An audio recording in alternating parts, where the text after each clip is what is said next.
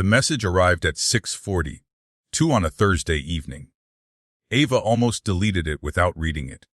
She was helping Lily with homework at the kitchen table while dinner cooked on the stove. It had been an ordinary day.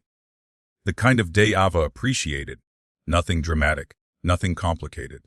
Just work, home, dinner, and helping an 8-year-old figure out why fraction seemed determined to ruin her life. "These numbers make no sense," Lily announced. Ava smiled. "They make perfect sense. Then you do it. Nice try." Lily laughed and returned to her worksheet. Ava's phone vibrated again. Then once more. She picked it up. Unknown number. Normally that meant spam. This time it was different. The message contained only one sentence. "Your fiancé is at Bellamy's restaurant." Ava frowned. A second message arrived before she could react. "You should see who he's with." She stared at the screen. Her first instinct was irritation. Her second was curiosity.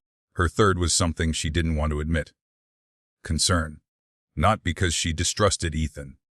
At least that's what she told herself. But lately things had felt different. Small things. Tiny things. The kind of things people ignore until they suddenly become impossible to ignore. Late-night phone calls. Canceled plans. Meetings that appeared out of nowhere. Conversations that ended when she entered the room.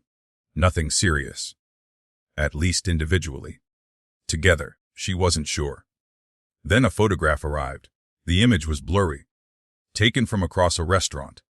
But she recognized Ethan immediately. The suit. The watch.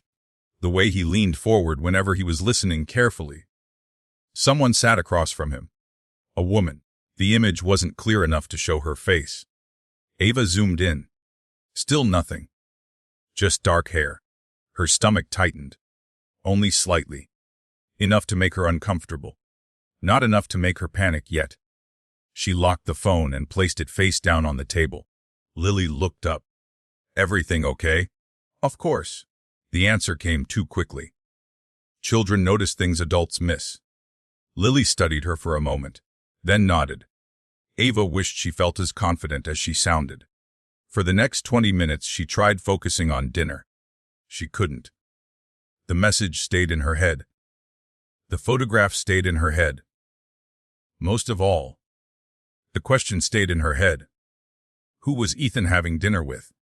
If you were in Ava's position, would you have gone to the restaurant after receiving that message, or would you have ignored it completely? Let me know in the comments. Ava finally made a decision. She would look. Nothing more. Just look. If it was a business meeting, she'd leave. If there was a reasonable explanation, she'd laugh about the whole thing tomorrow. Simple. At least that's what she told herself. An hour later, Lily was happily spending the evening with their neighbor, Mrs. Parker. The promise of cookies had eliminated any objections. Ava climbed into her car. The drive across town felt longer than usual.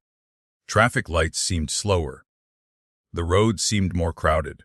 Her thoughts seemed louder. By the time she reached Bellamy's restaurant, she had convinced herself she was being ridiculous. Ethan loved that place. Half the city conducted business meetings there. Everything was fine. Everything had to be fine. She parked across the street. For a moment she considered turning around. Driving home. Forgetting the entire thing.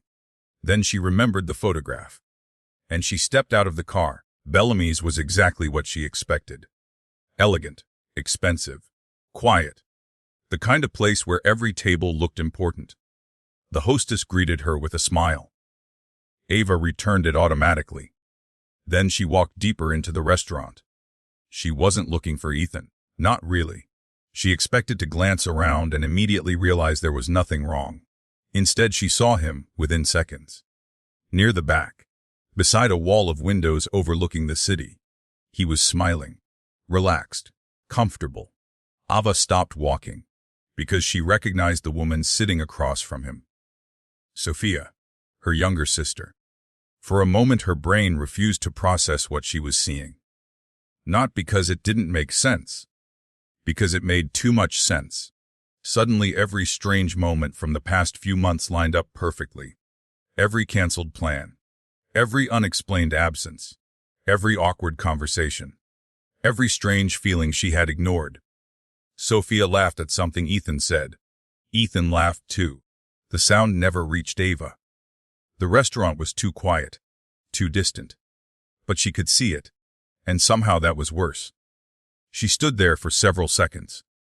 Neither of them noticed her. They seemed completely absorbed in each other. Ava's heart pounded. Not from anger. Not yet. From disbelief. Sophia had been helping plan the wedding. She had gone dress shopping with Ava. She had helped choose flowers. She had listened to Ava talk about the future. All while this was happening, the realization hit harder than anything else. Ava turned around. Slowly, carefully, and walked back toward the exit. No confrontation. No scene. No shouting. Not because she wasn't hurt. Because she wasn't ready. Outside, the cool evening air felt different, sharper somehow. She sat in her car and stared through the windshield. People walked past. Traffic moved. The city continued exactly as it always had. Meanwhile, her entire future felt uncertain. Her phone rang. Ethan. She watched the screen. It stopped, then started again. Eventually, she answered. "Hey," Ethan said. His voice sounded normal, completely normal. "Where are you?" Ava looked toward the restaurant. "I'm out." "You sound tired?" "I am." "Can we talk tomorrow?" "Tomorrow." "Interesting. Not tonight." "Tomorrow." "Sure." The call ended. Ava sat there for another few minutes before starting the engine. The drive home passed in silence. That night, she barely slept. Every time she closed her eyes, she saw Ethan and Sophia sitting together laughing, smiling, looking completely comfortable. The next morning arrived far too quickly. At exactly 9 o'clock, there was a knock at the door. Ava already knew who it was. Ethan stood outside holding flowers. Just like he always did. For a moment, she wondered if he actually believed everything was normal, or if he was simply pretending. She stepped aside and allowed him inside. Neither of them sat down. The flowers remained in his hand. The silence stretched between them. Finally, Ava spoke. "Were you at Bellamy's last night?" Ethan froze. Not dramatically. Just enough. Just long enough. Ava nodded. "Who were you with?" The room became very quiet. Ethan looked away, toward the window, toward the floor, anywhere except at her. And suddenly Ava knew. Before he answered. Before he explained. Before he said a single word. She knew. Sometimes silence tells the truth long before people do. Ethan finally opened his mouth. But before he could continue, the front door opened. Someone stepped inside. Sophia. The spare key still worked. She stopped instantly when she saw them. 3 people. 1 room. Far too many secrets. Nobody spoke. Nobody moved. The silence became unbearable. And for the first time, Ava realized the life she thought she was building might never have existed at all. Everything was about to change. And none of them would be able to stop it. Nobody spoke. For several long seconds, the apartment felt completely frozen. Sophia remained near the front door. Ethan stood in the middle of the living room. Ava stood beside the kitchen counter. 3 people. 1 truth, and nobody seemed eager to be the first person to say it out loud. Sophia was the first to move. She slowly closed the front door behind her. The soft click echoed through the apartment. It sounded much louder than it should have. "Ava." Her voice was careful, almost rehearsed, as if she had practiced this conversation before arriving. That realization made Ava's stomach turn, not because Sophia spoke, because she sounded prepared. Prepared people expected consequences. Prepared people knew what they were doing. Prepared people had already made their choices. Ava folded her arms. Neither anger nor tears appeared on her face. That surprised even her. Instead, she felt something else. Clarity. A strange, painful clarity. The kind that arrives when a puzzle finally comes together. Even when you desperately wish it wouldn't. "How long?" Ava asked. Sophia glanced toward Ethan. Ethan stared at the floor. Neither answered. Ava laughed softly, not because anything was funny, because the silence was becoming predictable. That's twice now, she said. What? Twice I've asked a question. Sophia shifted uncomfortably. Ava, how long? The answer came from Ethan. 4 months. The room became silent again. 4 months. Ava repeated the number in her head. 4 months. That meant while she was finalizing wedding invitations. 4 months. That meant while she was choosing a venue. 4 months. That meant while she was discussing honeymoon destinations. 4 months. Nearly half a year. The length of time hit harder than the betrayal itself, because it wasn't a mistake. It wasn't an accident. It wasn't a single bad decision. It was a choice repeated over and over again. Every day. For months. Ava looked at Sophia. Did you ever plan on telling me? Sophia opened her mouth, then closed it again. That answer was enough. The silence told the truth once more. Ava walked slowly toward the living room window. Outside, the city looked exactly the same. People walked their dogs. Cars passed below. A delivery truck stopped at the corner. Ordinary life continued. Meanwhile, her own life felt unrecognizable. You know what's strange? Ava said quietly. Neither Ethan nor Sophia responded. I keep trying to remember the exact moment this started. She turned around. The first lie. Neither answered. The first secret. A still nothing. The first time one of you looked me in the eye and decided I didn't deserve the truth. Sophia's eyes filled with tears. For a moment, Ava almost felt sorry for her. Almost. Then she remembered every wedding conversation, every shopping trip, every smile, and the sympathy disappeared. You don't understand, Sophia said. Ava stared at her. No, it wasn't supposed to happen. There it was. The sentence people always used. The sentence that somehow appeared whenever someone got caught. It wasn't supposed to happen, as though that changed anything. As though intentions mattered more than actions. Ava nodded slowly. And yet it did. Sophia looked away. Ethan finally stepped forward. Ava, please. The word please sounded ridiculous. It sounded late. Months late. What exactly are you asking for? Ava asked. Ethan hesitated. Understanding. Ava actually smiled. Not a happy smile. The kind of smile people wear when they hear something unbelievable. Understanding. Ethan swallowed. We didn't mean to hurt you. That sentence was somehow worse. Much worse. Because hurting her had required effort. They had hidden things. Planned things. Protected things. You don't spend 4 months keeping a secret without understanding exactly what you're doing. Ava looked at both of them. Then something unexpected happened. The anger she thought she would feel never arrived. Instead, she felt exhausted. Completely exhausted.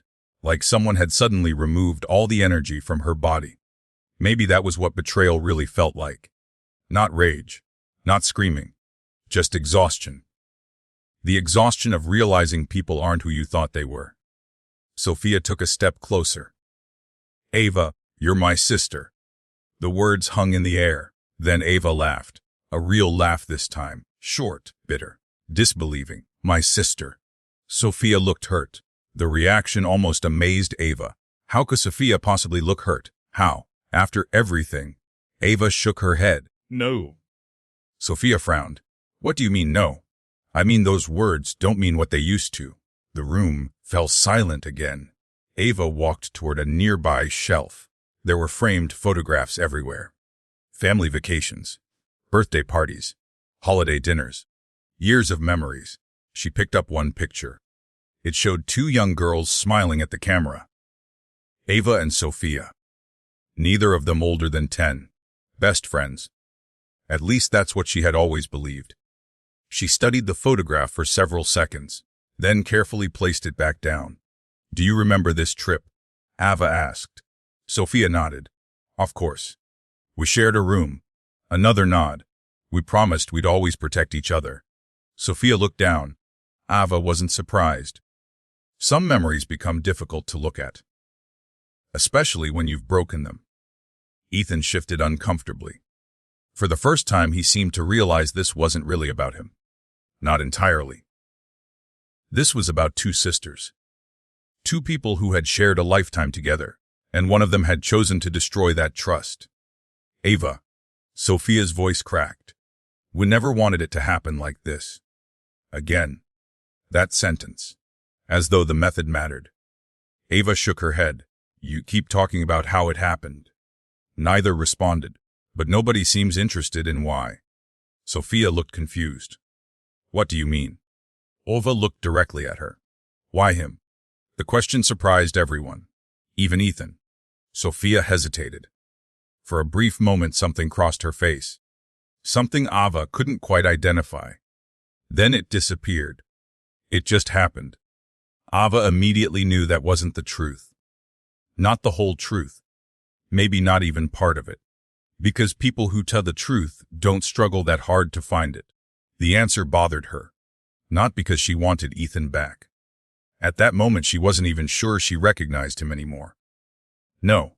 Something else bothered her. Sophia's expression. The hesitation. The uncertainty. It felt like there was something she wasn't saying. Something bigger. Something hidden beneath the obvious betrayal. Ava couldn't explain why. She simply felt it. And the feeling wouldn't leave. Eventually Ethan placed the flowers on the kitchen counter. Nobody had touched them. Nobody ever would. I think I should go, he said quietly. For the first time all morning, Ava agreed with him. You should. Ethan looked at Sophia. Sophia looked back. Then both of them headed toward the door. The moment felt surreal, almost dreamlike. A few minutes earlier they had been the center of her future. Now they were strangers walking out of her life. Neither knew what to say. Neither knew how to fix it. Maybe because some things can't be fixed. Sophia paused at the doorway. For a second Ava thought she might apologize, really apologize. Not with excuses, not with explanations, not with carefully chosen words, a real apology. Instead Sophia said something else. I hope one day you'll understand. Then she left. The door closed behind them. And just like that, they were gone. Ava stood motionless in the middle of the apartment. Listening to the silence, it felt different now. Heavier. Permanent. A few minutes later her phone rang. Mom. Ava stared at the screen. Then sighed. Somehow she already knew. The news was spreading, and this disaster was only beginning. Because when families break apart, the fallout rarely stays between the people involved. And Ava had a feeling the worst conversations were still ahead. 3 days later, Ava stopped answering her phone. Not permanently. Just temporarily. Every call seemed to bring a new opinion, a new explanation, a new attempt to tell her how she should feel. Her mother called twice a day. Her aunt called 3 times. Cousins she hadn't spoken to in years suddenly wanted to check on her. Even former co-workers somehow knew something had happened. News traveled fast, especially bad news. And family news traveled fastest of all. By Sunday afternoon Ava had stopped trying to explain anything. She simply said she was fine, then changed the subject. The truth was she wasn't fine. But she wasn't falling apart either. That surprised her. She had expected endless crying, sleepless nights, complete devastation. Instead she felt strangely numb, not healed. Not even close. Just numb. Like her mind had temporarily shut down certain emotions so she could keep functioning. Lily noticed. Children always notice. A week after Ethan left, Lily climbed onto the couch beside her. Ava was pretending to read a book. The same page had been open for nearly 20 minutes. You miss him. The statement caught Ava off guard. She lowered the book. What makes you say that? You keep looking at your phone. Ava smiled faintly. Kids really did notice everything. Maybe. Lily thought about that, then nodded. Okay. That was it. No lecture, no advice. Just acceptance. Sometimes children handle difficult situations better than adults. Ava wrapped an arm around her. What if somebody disappoints you? Lily asked suddenly. Ava looked down. That's a pretty big question. I know. What do you think? Lily shrugged. I think you remember who they are. The answer lingered long after the conversation ended, because it was surprisingly wise. Remember who they are, not who you hoped they were, not who they pretended to be, who they actually are. A week later, Ava returned to work. The charity office felt normal, comfortably normal. Budget still needed approval. Emails still needed answers. Meetings still ran too long. For several hours, she managed to forget everything. Then Sophia walked through the front door. The entire office seemed to freeze. Not literally, but close. People suddenly became very interested in their computers. Ava looked up from her desk. Sophia stood near the entrance. Nervous, uncomfortable, almost afraid. For a brief moment, neither sister moved. Finally, Ava stood. Let's talk outside. Sophia nodded immediately. They walked to a small courtyard behind the building. The autumn air felt cool. A few leaves drifted across the pavement. Neither spoke at first. Sophia stared at the ground. Ava waited. Eventually, Sophia took a deep breath. I know you're angry. Ava almost laughed. Angry wasn't the word. Angry implied temporary. What she felt seemed much larger than that. I'm here because I wanted you to hear something from me. Ava folded her arms. Okay? Sophia hesitated, then finally said it. Ethan and I are getting married. For a second, Ava wondered if she had misheard. Surely not. Surely nobody would make that announcement this soon. But Sophia's face confirmed it. She was serious. Completely serious. Ava stared at her. 3 months. 3 months. Not next year. Not someday. 3 months. The speed of it felt shocking, as though her old life had already been erased and replaced. Sophia continued speaking. Words poured out quickly now, as though she had rehearsed them. As though she desperately wanted the conversation finished. We didn't plan it. Ava said nothing. We care about each other. But still nothing. We wanted you to hear it from me before everyone else found out. That last sentence nearly made Ava smile. The consideration arrived remarkably late. Sophia finally stopped talking. The silence returned. Ava looked at her younger sister. Really looked at her, and suddenly noticed something. Sophia wasn't happy. Not truly. Excited, maybe. Determined? Definitely. But happy? No. There was something else underneath. Something restless. Something uncertain. Ava couldn't explain it, but she saw it. The realization surprised her. Because for days she had imagined Sophia celebrating, enjoying every moment. Instead, she looked like someone trying to convince herself she had made the right decision. You already made your choice. Sophia blinked. What? You don't need my approval. Sophia looked away. Ava. No. Ava shook her head. You came here hoping I'd make this easier for you. Sophia's expression said, everything. Because it was true. That was exactly why she had come. Not for Ava, for herself. She wanted permission to move forward without guilt. Ava wasn't interested in providing it. I'm not going to yell. Sophia remained silent. I'm not going to cause a scene. The still silent. But I'm also not going to pretend this is okay. For the first time, Sophia looked genuinely emotional. Her eyes filled with tears. I never wanted to lose you. The statement hit harder than Ava expected. Not because she believed it, because part of Sophia probably did. People often wanted impossible things. Sophia wanted Ethan, and she wanted her sister. She wanted the new life, and the old one. The problem was she couldn't have both. Actions had consequences, sometimes permanent ones. Ava took a slow breath, then asked the question that had been bothering her for days. Why him? Sophia frowned. What? Out of everyone in the world. Ava held her gaze. Why Ethan? Sophia looked away immediately. Again, that same hesitation. That same uncomfortable pause. It happened every time the question appeared. Ava noticed, and filed it away. Because something about the answer still didn't make sense. Eventually Sophia left. The conversation changed nothing. Perhaps it was never meant to. A week later the wedding invitations arrived. Not in the mail.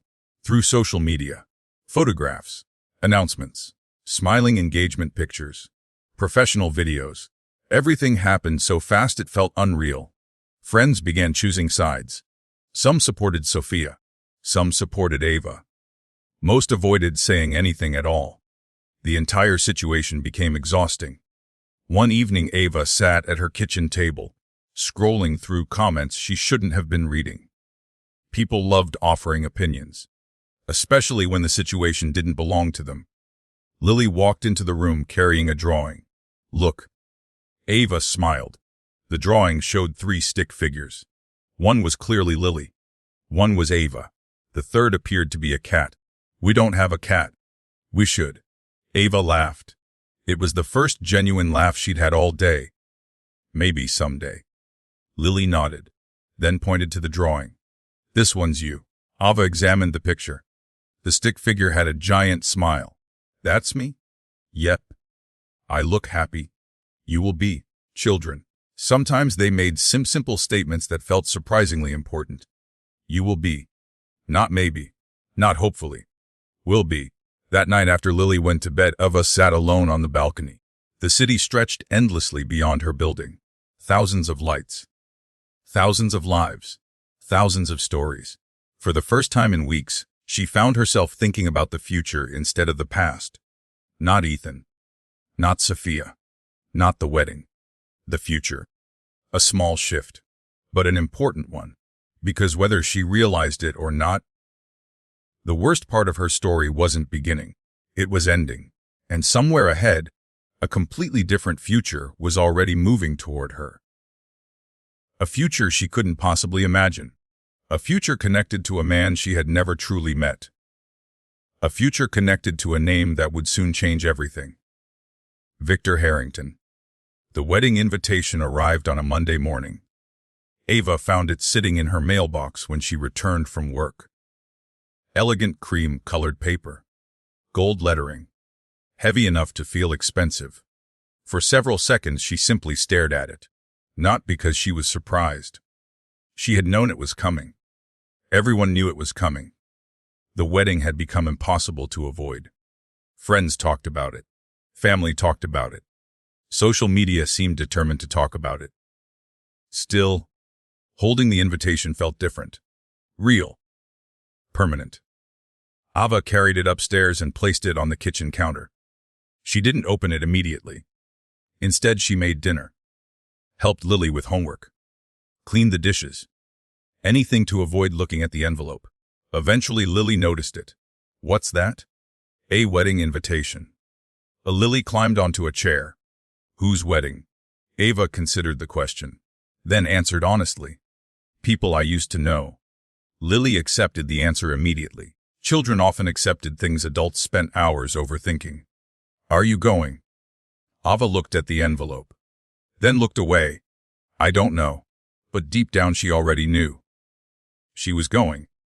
Not because she wanted to. Not because she needed closure.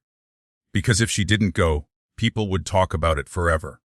And Ava was tired of living her life based on other people's expectations. This decision would be hers. Nobody else's. 3 weeks later, the wedding day arrived. The venue sat on the edge of the city overlooking the water. A massive estate surrounded by perfectly trimmed gardens. The kind of place designed to impress people. Ava parked her car and sat quietly for a moment. Part of her still questioned the decision. Part of her wanted to leave. But another part wanted proof. Proof that she could walk into the room, see them, smile, and walk back out. Because surviving something and proving you've survived it are 2 different things. She stepped out of the car. The afternoon air felt warm. Music drifted across the gardens. Guests moved between white tents and flower displays. Everyone looked happy, or at least they looked like they were trying to. Ava adjusted her dress and walked toward the ceremony area. Almost immediately she noticed the stares. Not rude stares, curious ones. Whispers followed her through the crowd. People tried to hide it. Most failed. She couldn't blame them. Half the guests probably knew exactly who she was. The former fiancé. The older sister. The awkward guest. Ava ignored it. She found a seat near the back and sat down. Far enough away to avoid attention. Close enough to see everything. The ceremony began a few minutes later. Music filled the garden. Guests stood. Then Sophia appeared. For a moment Ava barely recognized her. Sophia looked beautiful. Radiant even. The crowd immediately focused on her. Cameras flashed. People smiled. The entire event felt like a carefully crafted fairy tale. Then Ethan appeared. Confident. Relaxed. Exactly as Ava remembered him. The ceremony continued. Vows were exchanged. Guests laughed. Guests cried. The wedding unfolded exactly as everyone expected. Ava watched quietly. Strangely, she felt almost nothing. No jealousy, no anger, no regret. Just distance. As though she were watching a movie about people she used to know. The realization surprised her. A few months earlier, she couldn't imagine surviving this moment. Now she was sitting through it calmly. Maybe healing happened slowly enough that you didn't notice it, until one day you suddenly realized something no longer hurt the way it used to. The ceremony ended. Applause followed. Guests moved toward the reception hall. Ava considered leaving. She had proven her point. She had survived. That should have been enough. Yet something stopped her. Curiosity, perhaps. Or maybe instinct. Either way, she stayed. The reception hall was even more impressive than the gardens. Crystal chandeliers. Massive windows. Elegant decorations everywhere. The entire room reflected wealth. Ava found a quiet table near the back. Far from the dance floor. Far from the spotlight. Exactly where she wanted to be. For nearly an hour nothing unusual happened. People ate. People danced. People gave speeches. The evening moved along predictably. Then the atmosphere shifted. Not dramatically. Subtly. A small ripple moving through the crowd. Heads turned. Conversations paused. Several guests suddenly looked toward the entrance. Ava followed their gaze. A man had just entered the room. Older. Distinguished. Silver hair. Perfectly tailored suit. He wasn't surrounded by security. He wasn't making a grand entrance. Yet somehow every person in the room seemed aware of him. Ava frowned. She didn't recognize him. But clearly everyone else did. The man exchanged greetings with a few guests. Several people approached him. Others simply watched from a distance. The reaction was impossible to miss. Whoever he was, he mattered. Ava glanced around the room. Everyone seemed interested. Everyone except the man himself. He appeared completely comfortable with the attention. Almost accustomed to it. Eventually he moved through the reception hall. Shaking hands. Offering polite smiles. Having brief conversations. Then something unexpected happened. He stopped near Ava's table. Not directly beside it. Nearby. Close enough for her to hear part of a conversation. A guest approached him immediately. Mr. Harrington. It's an honor. The name meant nothing to Ava. Yet several nearby people reacted instantly. Mr. Harrington. Interesting. The man thanked the guest politely. Then continued moving through the room. Ava watched him for a few moments before returning her attention to dinner. She didn't think much of it. At least not initially. A few minutes later she stood and headed toward a refreshment table. The reception remained busy. Music played softly. Guests mingled. Everything seemed normal. Then she nearly collided with someone. Sorry. The apology left her mouth automatically. The man smiled. No harm done. Ava looked up and realized it was him, Mr. Harrington. For a brief moment neither moved. Then the man extended his hand. Victor Harrington. His voice was calm, confident. The voice of someone accustomed to introductions. Ava shook his hand. Ava. Victor studied her for a moment. Not in an uncomfortable way. Simply curious. A's in Ava Morgan. The question surprised her. You know who I am? Victor smiled slightly. This is a wedding. A fair point. Still, something about the exchange felt unusual. Victor glanced toward the crowd. Then back at her. Are you enjoying yourself? Ava almost laughed. The question wasn't unreasonable. The circumstances simply made it funny. A little complicated. Victor nodded. As most things are. Something about the answer caught her attention. Not because it was profound. Because it sounded genuine. Many people spent the day treating her like a victim. Or a spectacle. Victor didn't. He simply treated her like a person. The conversation lasted less than 2 minutes. Nothing important was discussed. No life-changing advice. No dramatic revelations. Just casual conversation. Then someone called Victor's name from across the room. He excused himself politely. Before leaving, he paused. It was nice meeting you, Ava. You too. Then he disappeared back into the crowd. The interaction should have been forgettable. A brief conversation at a wedding. Nothing more. Yet throughout the rest of the evening, Ava found herself thinking about it. Not Victor specifically. The feeling. The unusual feeling that their conversation hadn't been entirely accidental. Eventually the reception began winding down.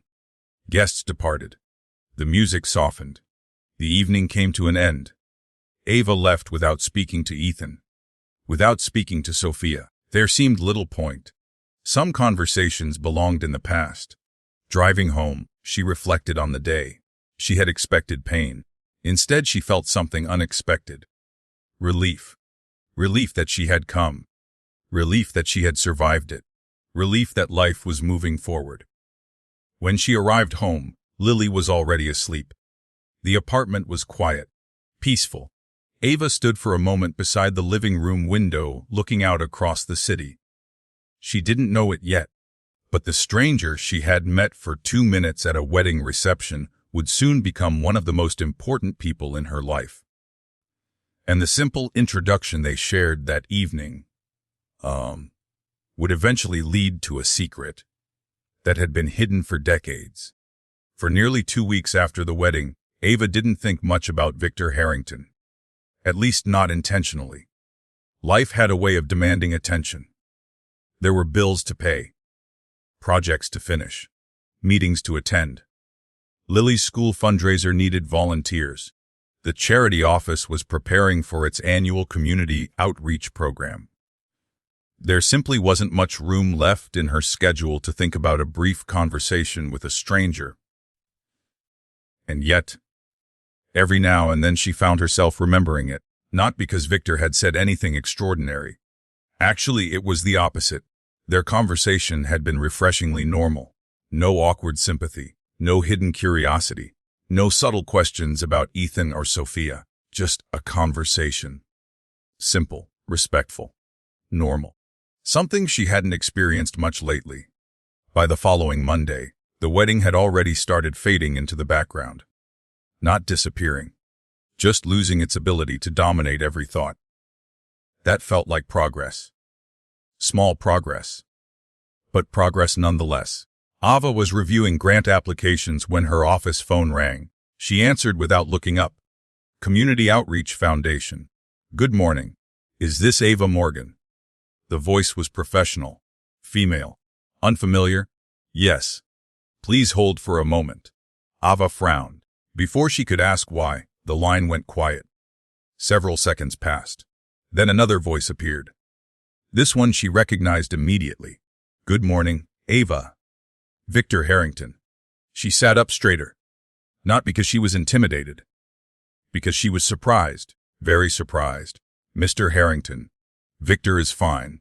Ava smiled despite herself. To what do I owe the call? Victor sounded amused. Straight to business. I work for a charity. A fair point. For a moment she wondered whether he had called the wrong person.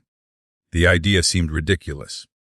Men like Victor Harrington probably didn't accidentally call people. I'm actually calling about your foundation. That got her attention immediately. Our foundation. Wes. Ava glanced around the office. A small nonprofit operating out of a converted office building wasn't exactly the type of organization that usually attracted billionaire attention. Victor continued. I spent some time reviewing your public reports. Now she was genuinely confused. You reviewed our reports. I did? Ava didn't know how to respond. The annual reports were hardly exciting reading material. Most people avoided them. Apparently not Victor. They're impressive. The compliment caught her off guard. Thank you. I'd like to visit. Ava blinked. Visit. Your organization. For several seconds she wasn't sure she had heard correctly. Victor Harrington wanted to visit their office. Personally.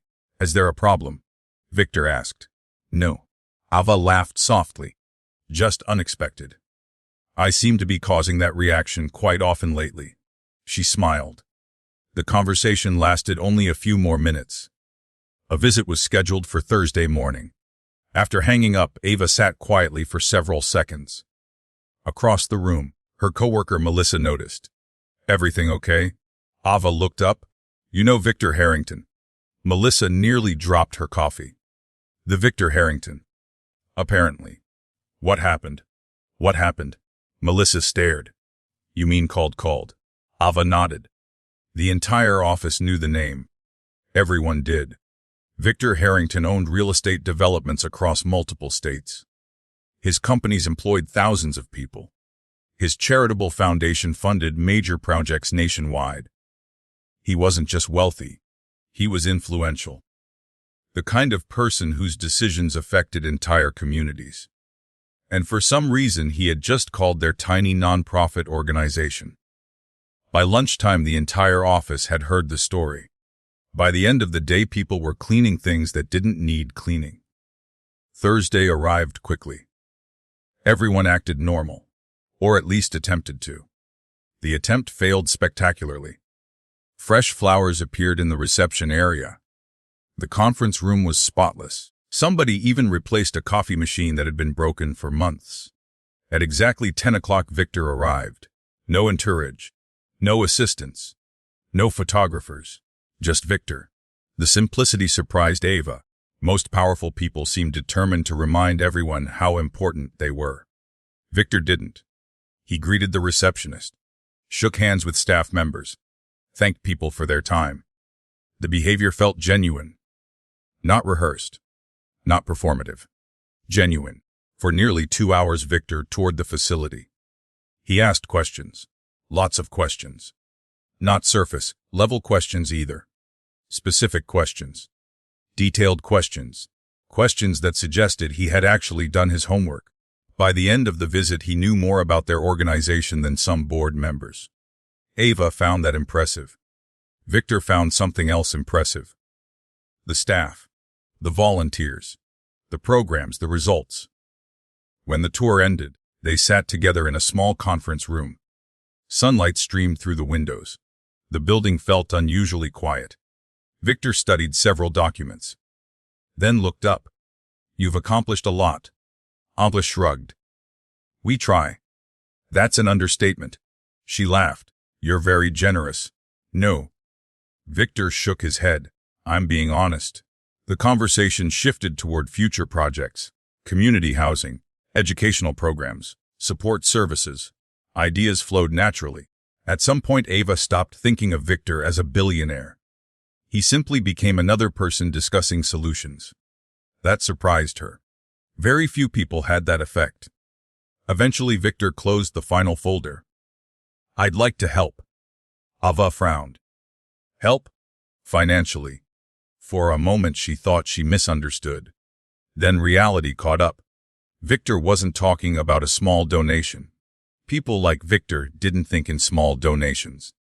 Ava suddenly understood why he had spent hours asking questions. He wasn't evaluating the organization. He was evaluating whether it deserved investment. The realization made her nervous, excited, and slightly overwhelmed. Victor noticed immediately. Take your time. Ava laughed. Take my time processing the possibility of a major donation. Exactly. The response made her laugh harder. Victor smiled, then stood. The meeting appeared finished. As they walked toward the lobby, he paused beside a framed photograph hanging on the wall, a picture from a community event several months earlier. Dozens of families, volunteers, children. Victor studied the image carefully, longer than expected. Then his gaze settled on one particular person, Lily. Ava noticed immediately. Not because he reacted strongly. Because he reacted at all. Something changed. Only for a second. Then it disappeared. Victor turned away. The expression vanished so quickly she wondered whether she'd imagined it. "You have a daughter." Ava nodded. "Yes." Victor looked at the photograph again. A beautiful family. The answer seemed strangely personal. Ava couldn't explain why. The conversation moved on before she could think about it further. Victor eventually departed. The office remained buzzing long after he left. Staff members celebrated, speculated, dreamed about future possibilities. For the first time in years, their organization had a real chance to expand. Ava should have been focused entirely on that. Instead, she kept thinking about something else. That brief moment near the photograph. The way Victor had looked at Lily. Not alarmed, not surprised. Something different. Almost familiar. The thought made no sense. Victor had never met Lily. As far as Ava knew, they had no connection whatsoever. Still, the feeling lingered. That evening, Ava picked Lily up from school. The little girl immediately launched into a story about science class, something involving volcanoes, glitter, and apparently a minor disaster. Ava listened while smiling. The entire drive home passed in a blur of excited storytelling. For the first time in months, life felt peaceful again. Stable, predictable, normal. What she didn't realize was that Victor Harrington had just taken the first step toward becoming part of her world. And, once he did, nothing would remain predictable for very long. The donation arrived 3 weeks later. Not a promise, not a proposal, not a discussion. An actual donation. When Ava saw the number on the paperwork, she thought there had been a mistake. She checked it twice. Then a third time. The number remained exactly the same. It was more funding than their organization had received in several years combined. For nearly a minute, she simply stared at the document. Then she walked directly into Melissa's office. "Tell me I'm reading this wrong." Melissa adjusted her glasses, took the paper, read it, then immediately sat back in her chair. "Oh," that was all she said. Just one word. "Oh." Ava laughed. "That's helpful." Melissa looked up. "No. Seriously." "Oh." Within an hour, the entire office knew. Within 2 hours, people were discussing expansion plans. Within 3 hours, the board had scheduled an emergency meeting. For the first time in years, possibilities seemed larger than limitations. The excitement was contagious, and it all traced back to Victor Harrington. A few days later, Ava received another phone call. This time, she wasn't surprised to hear his voice. "How's the chaos?" Ava smiled. "That's actually a very accurate description. I had a feeling. Half the office thinks we've won the lottery." Victor laughed. "And the other half? They think somebody made a mistake." The conversation lasted several minutes, long enough for Ava to notice something. Talking with Victor felt easy. Surprisingly easy. There was no pressure. No need to impress him. No need to carefully choose every word. The dynamic felt natural, comfortable. Something she hadn't expected. Eventually, Victor mentioned an upcoming community event his foundation was sponsoring. "I'd like you to attend." Ava hesitated. "Me? You? I assumed you'd have hundreds of people there." "There will be." "Then why invite me specifically?" Victor paused. Not a long pause. Just enough to make his answer feel thoughtful. "Because I enjoy intelligent conversation." Ava laughed. "That's a dangerous compliment." "Why?" "It creates expectations." Victor chuckled. "Then I'll take the risk." The event was scheduled for the following weekend. Ava agreed to attend. After ending the call, she realized something. She was looking forward to it. Not because of the event. Because of the conversation. That realization caught her off guard. The weekend arrived quickly. The event took place at a large community center on the northern side of the city. Families filled the building. Volunteers moved between activity stations. Children ran through hallways carrying art projects and balloons. The atmosphere felt energetic, alive.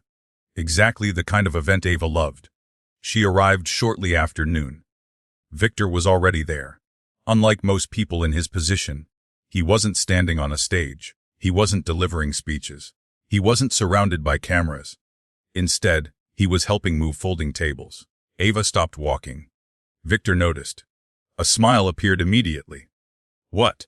She laughed. "You're carrying furniture." "An excellent observation. I thought billionaires hired people for that." Victor glanced at the table. "I did." A volunteer nearby laughed. Victor laughed too. The interaction felt refreshingly normal.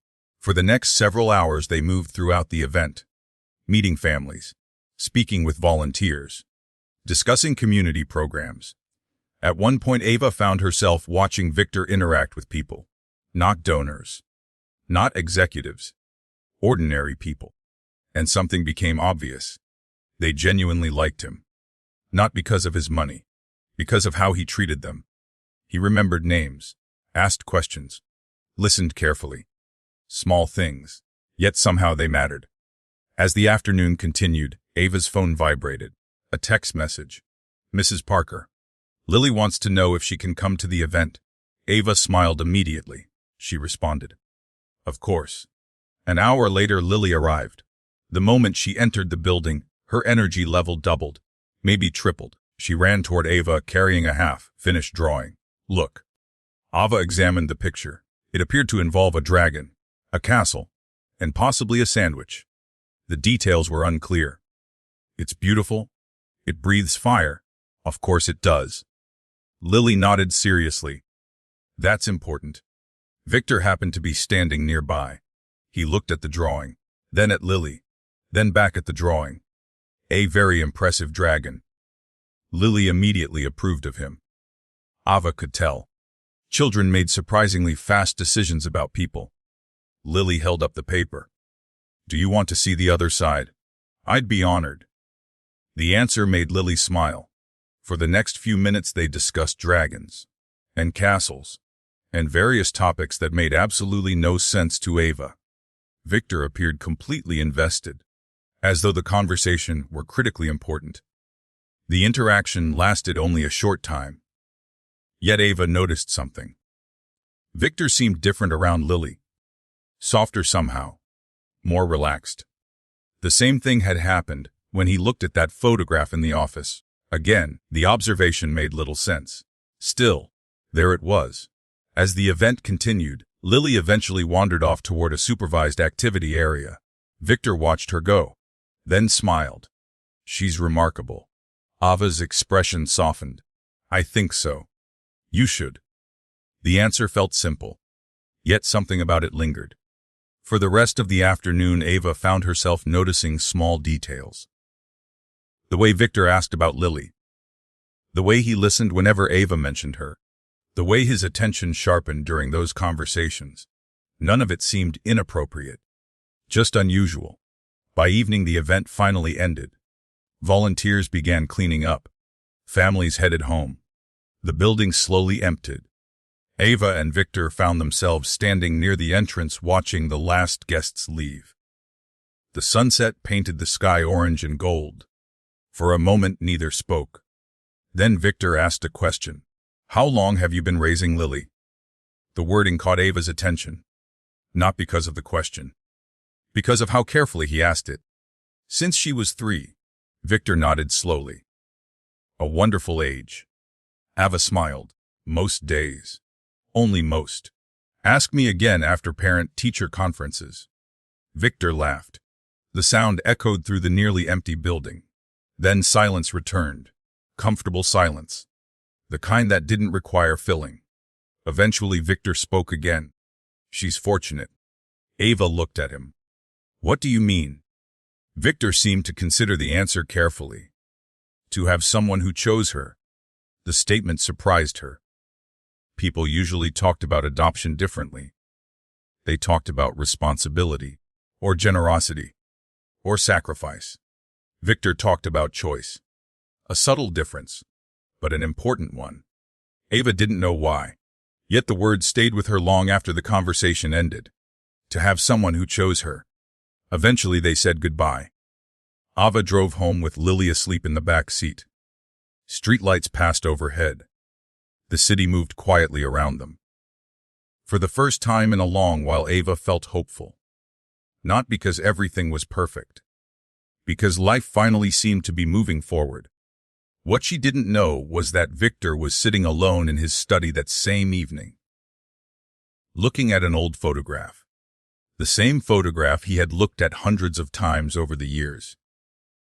A photograph connected to a secret buried so deeply that almost nobody alive knew it existed.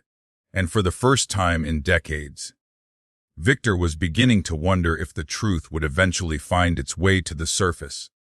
The following month became one of the busiest periods Ava could remember. The foundation was growing. New programs were launching. Additional staff members were being hired. Meetings seemed endless. Every morning started with a plan. Every evening ended with a longer list of responsibilities. Strangely, she loved it. For years, she had spent most of her time figuring out what the organization couldn't afford. Now she was finally able to focus on what it could accomplish. The difference felt enormous. One Tuesday afternoon, Ava was halfway through reviewing grant proposals when her phone rang. Victor, she smiled before answering. Please tell me this isn't another surprise. Victor sounded amused. That depends. That's not reassuring. I'd like to invite you to lunch. Ava leaned back in her chair. Lunch. Yes. That's usually what people mean when they say lunch. Victor laughed. I've noticed something. You become suspicious whenever I call. Experience has taught me that's the safest response. The conversation continued for several minutes before she finally agreed. The lunch was scheduled for Friday. Ava assumed it would be another business discussion. Another conversation about programs and community projects. She couldn't have been more wrong. Friday arrived. The restaurant overlooked the harbor. Large windows framed the water. Sailboats drifted in the distance. The atmosphere felt quiet, private. Victor was already seated when Ava arrived. As usual, he stood when she approached. A gesture that felt increasingly rare these days. You picked a nice place. Victor glanced toward the water. I try. The first part of lunch felt normal. Community programs, funding updates, future projects, nothing unusual. Then, somewhere between the main course and dessert, the conversation shifted. Subtly, almost accidentally. Victor set down his coffee cup. Ava, can I ask you something personal? The question surprised her. Not because Victor never asked personal questions, because he usually asked them carefully, thoughtfully. This felt different. Depends. Victor smiled. A fair answer. Ava waited. Victor looked toward the harbor, then back at her. What do you remember about your mother? The question landed unexpectedly. For a moment, Ava simply stared at him. My mother. Victor nodded. Yes. Ava wasn't offended, just confused. The topic rarely came up anymore. Her mother had passed away years ago, long enough that most people stopped asking. What brought that on? Victor considered the question, then shrugged. Curiosity. Something about the answer felt incomplete. Not dishonest. Incomplete. Still, Ava answered. Not enough. Victor listened carefully. My parents divorced when I was young. He nodded. My father raised us. Another nod. I remember pieces. A small smile touched her face. Birthday cakes. Victor smiled slightly. Important memories. Road trips. She paused. Terrible singing. Victor laughed. Also important. Ava found herself smiling. Talking about her mother wasn't painful anymore. Just strange, like looking through an old photo album. The images remained, but the emotions had softened. What was she like? Victor asked. Ava thought about it. Honestly thought about it. The question deserved more than a quick answer. Kind. Victor nodded. Strong. Another nod. Stubborn. That earned a smile. I suspect you inherited that. Unfortunately. Victor laughed. The conversation moved forward. Naturally. Comfortably. Yet Ava couldn't shake the feeling that Victor wasn't asking casual questions. He seemed invested, interested, almost emotionally invested. The realization made her curious. Eventually she asked, "Did you know her?" Victor didn't answer immediately. Instead, he looked out the window, toward the water, toward something only he could see. When he finally spoke, his voice sounded quieter. "Yes." Ava froze. "Just slightly. You knew my mother." Victor nodded. "A long time ago." For a moment neither spoke. The revelation surprised her more than she expected. Not because it was impossible, because it felt so random.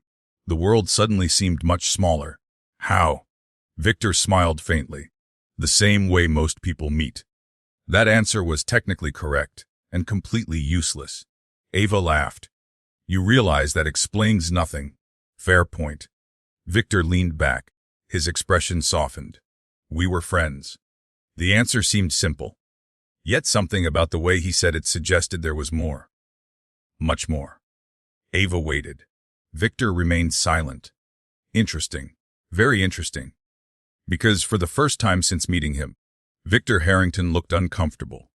Not nervous. Not afraid. Just uncomfortable. As though he had approached a topic he wasn't entirely prepared to discuss. "You were close." Victor looked down at his coffee. Then slowly nodded. "Yes." The single word carried more weight than the others. Ava noticed. She noticed because she had spent years helping people, listening to people, reading people. And right now Victor looked like a man carefully navigating old memories. Memories that still mattered. The realization created more questions than answers. Questions Victor clearly wasn't ready to address.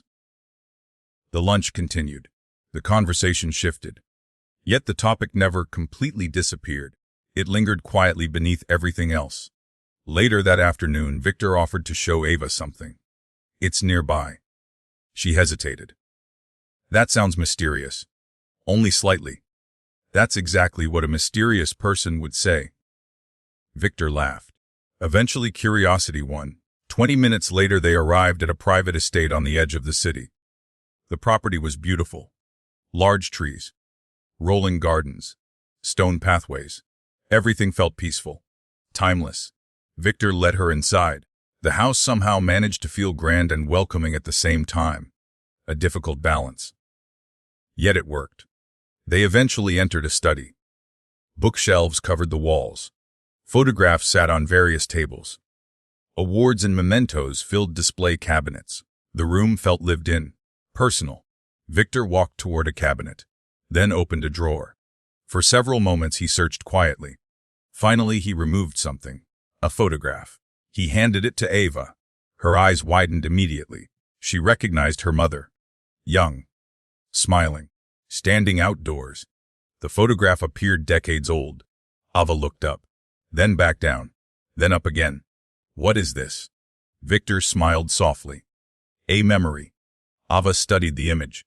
The more she looked at it, the more questions appeared. Because her mother wasn't alone, several people stood nearby. Friends, perhaps. Colleagues. The image had faded with age.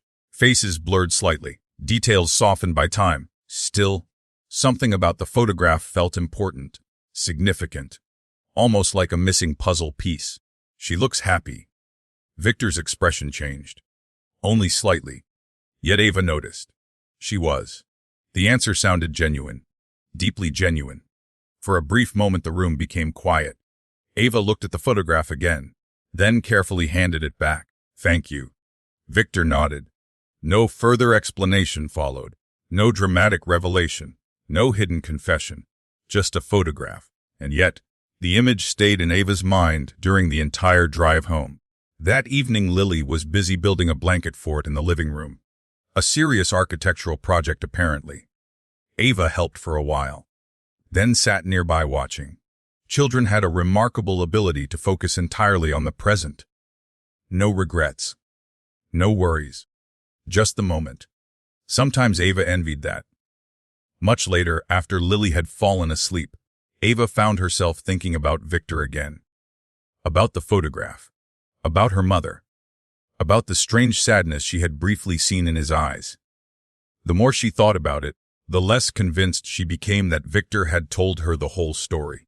Not because he was dishonest, because some stories take time, and whatever connected Victor Harrington to her mother's past, it felt much bigger than friendship. Much bigger. The question was whether Victor would ever tell her the truth. And deep inside, Ava had a feeling that day was coming sooner than either of them expected. The photograph stayed in Ava's thoughts for days. Not constantly, just enough. A memory that appeared whenever things became quiet. She found herself wondering how much of her mother's life she actually knew. The answer, she realized, was probably less than she had always assumed. Most people grow up believing their parents existed only as parents. Then one day they realize those people had entire lives before children arrived. Friendships, dreams, mistakes, secrets. Entire chapters nobody ever talks about. Victor's photograph had reminded her of that. And now she couldn't stop thinking about it. The following week brought a different kind of distraction. Work. Lots of work. The recent funding had transformed everything. Programs were expanding. Applications were increasing. New partnerships were appearing almost daily. The foundation felt alive. For the first time in years, people weren't discussing survival. They were discussing growth.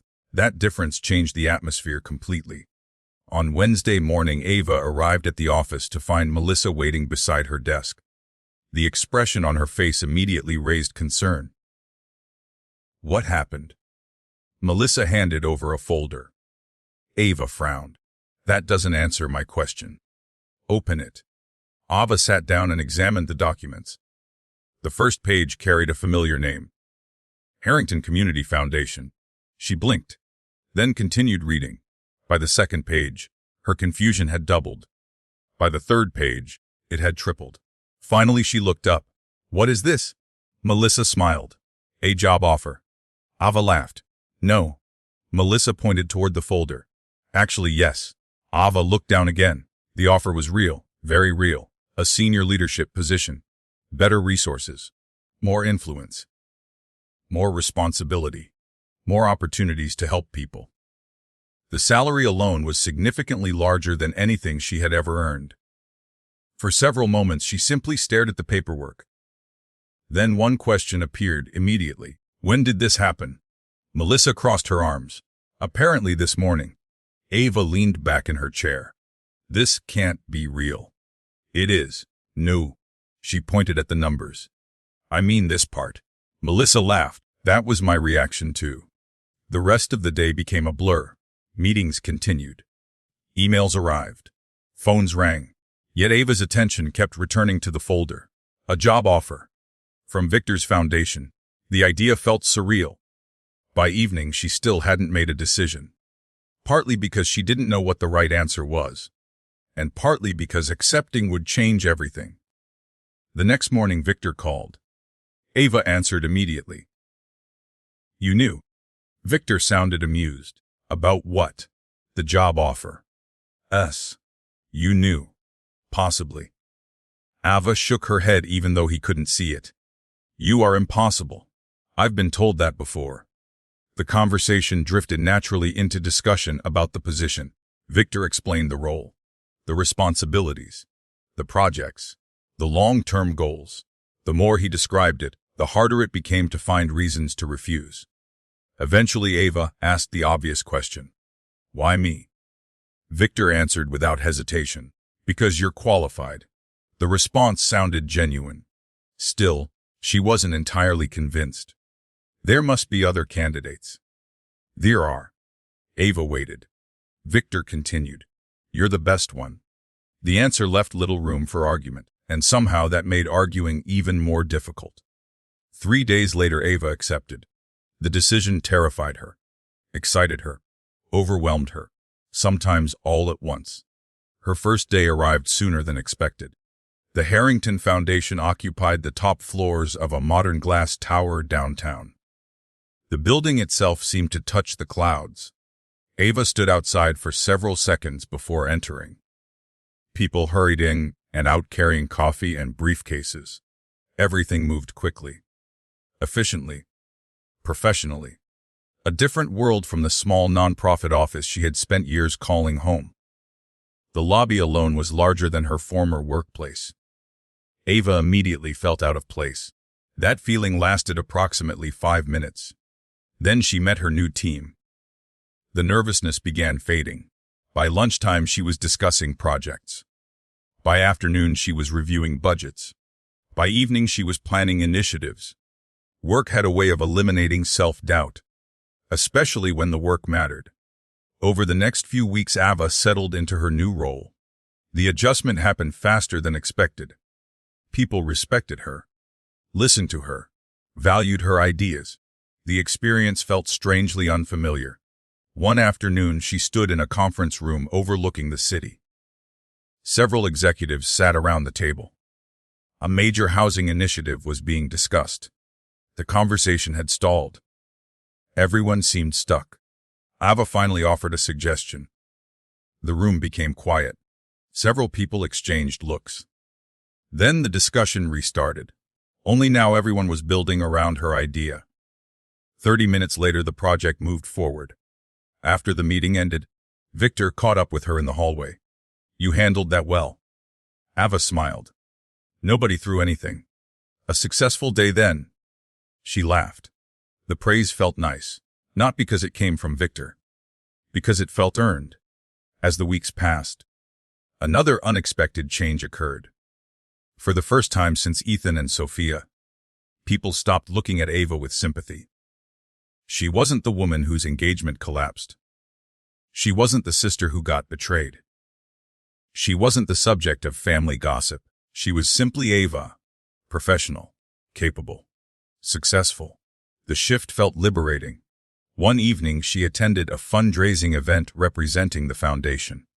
Nothing extravagant, just a formal gathering with donors and community leaders. The ballroom buzzed with conversation. People moved between tables discussing projects and partnerships. Ava found herself speaking with a city council member when she noticed someone familiar across the room. Sophia. The sight surprised her, not because Sophia attended events like this, because they hadn't spoken in nearly 2 months. Their eyes met briefly. Then Sophia looked away. Ava expected the familiar rush of emotions: anger, resentment, pain. Instead, she felt something unexpected. Distance. The same distance she had felt at the wedding. The wound was still there, but it no longer controlled every thought. That realization felt important. Across the room, Sophia appeared less confident than usual. Less certain. For a moment, Ava wondered how things were going. Not because she cared about the relationship. Curiosity simply appeared. Then she pushed the thought away. Some questions weren't worth asking. The evening continued. Conversations flowed. Projects were discussed. Donations were secured. Eventually, the event ended. As guests departed, Victor joined her near the exit. "You've done remarkable work." Ava smiled. "That's generous." "No." Victor shook his head. "It's true." For a moment, they stood watching people leave. Then Victor spoke again. "There will be bigger opportunities soon." Ava raised an eyebrow. "That sounds ominous." "It wasn't meant to." "Good?" Victor smiled. Because it was actually a compliment. Ava laughed. The conversation ended there. Simple. Ordinary. Yet something about the statement stayed with her. Bigger opportunities. Victor seemed convinced her future was only beginning. The strange thing was, for the first time in a very long while, Ava was beginning to believe it too. What she couldn't know was that while her life continued moving forward, trouble was quietly beginning to grow elsewhere. Because success has a way of attracting attention. And somewhere across the city, 2 people were watching Ava's rise with increasing interest. Sophia and Ethan. Neither of them liked what they were seeing. And before long, that would become Ava's problem as well. Success changes things, not always the way people expect. Most people assume success solves problems. Sometimes it does. Sometimes it creates entirely new ones. Over the following months, Ava's reputation continued to grow. The housing initiative launched successfully. Several educational programs expanded into neighboring communities. Volunteer participation increased. Donations followed.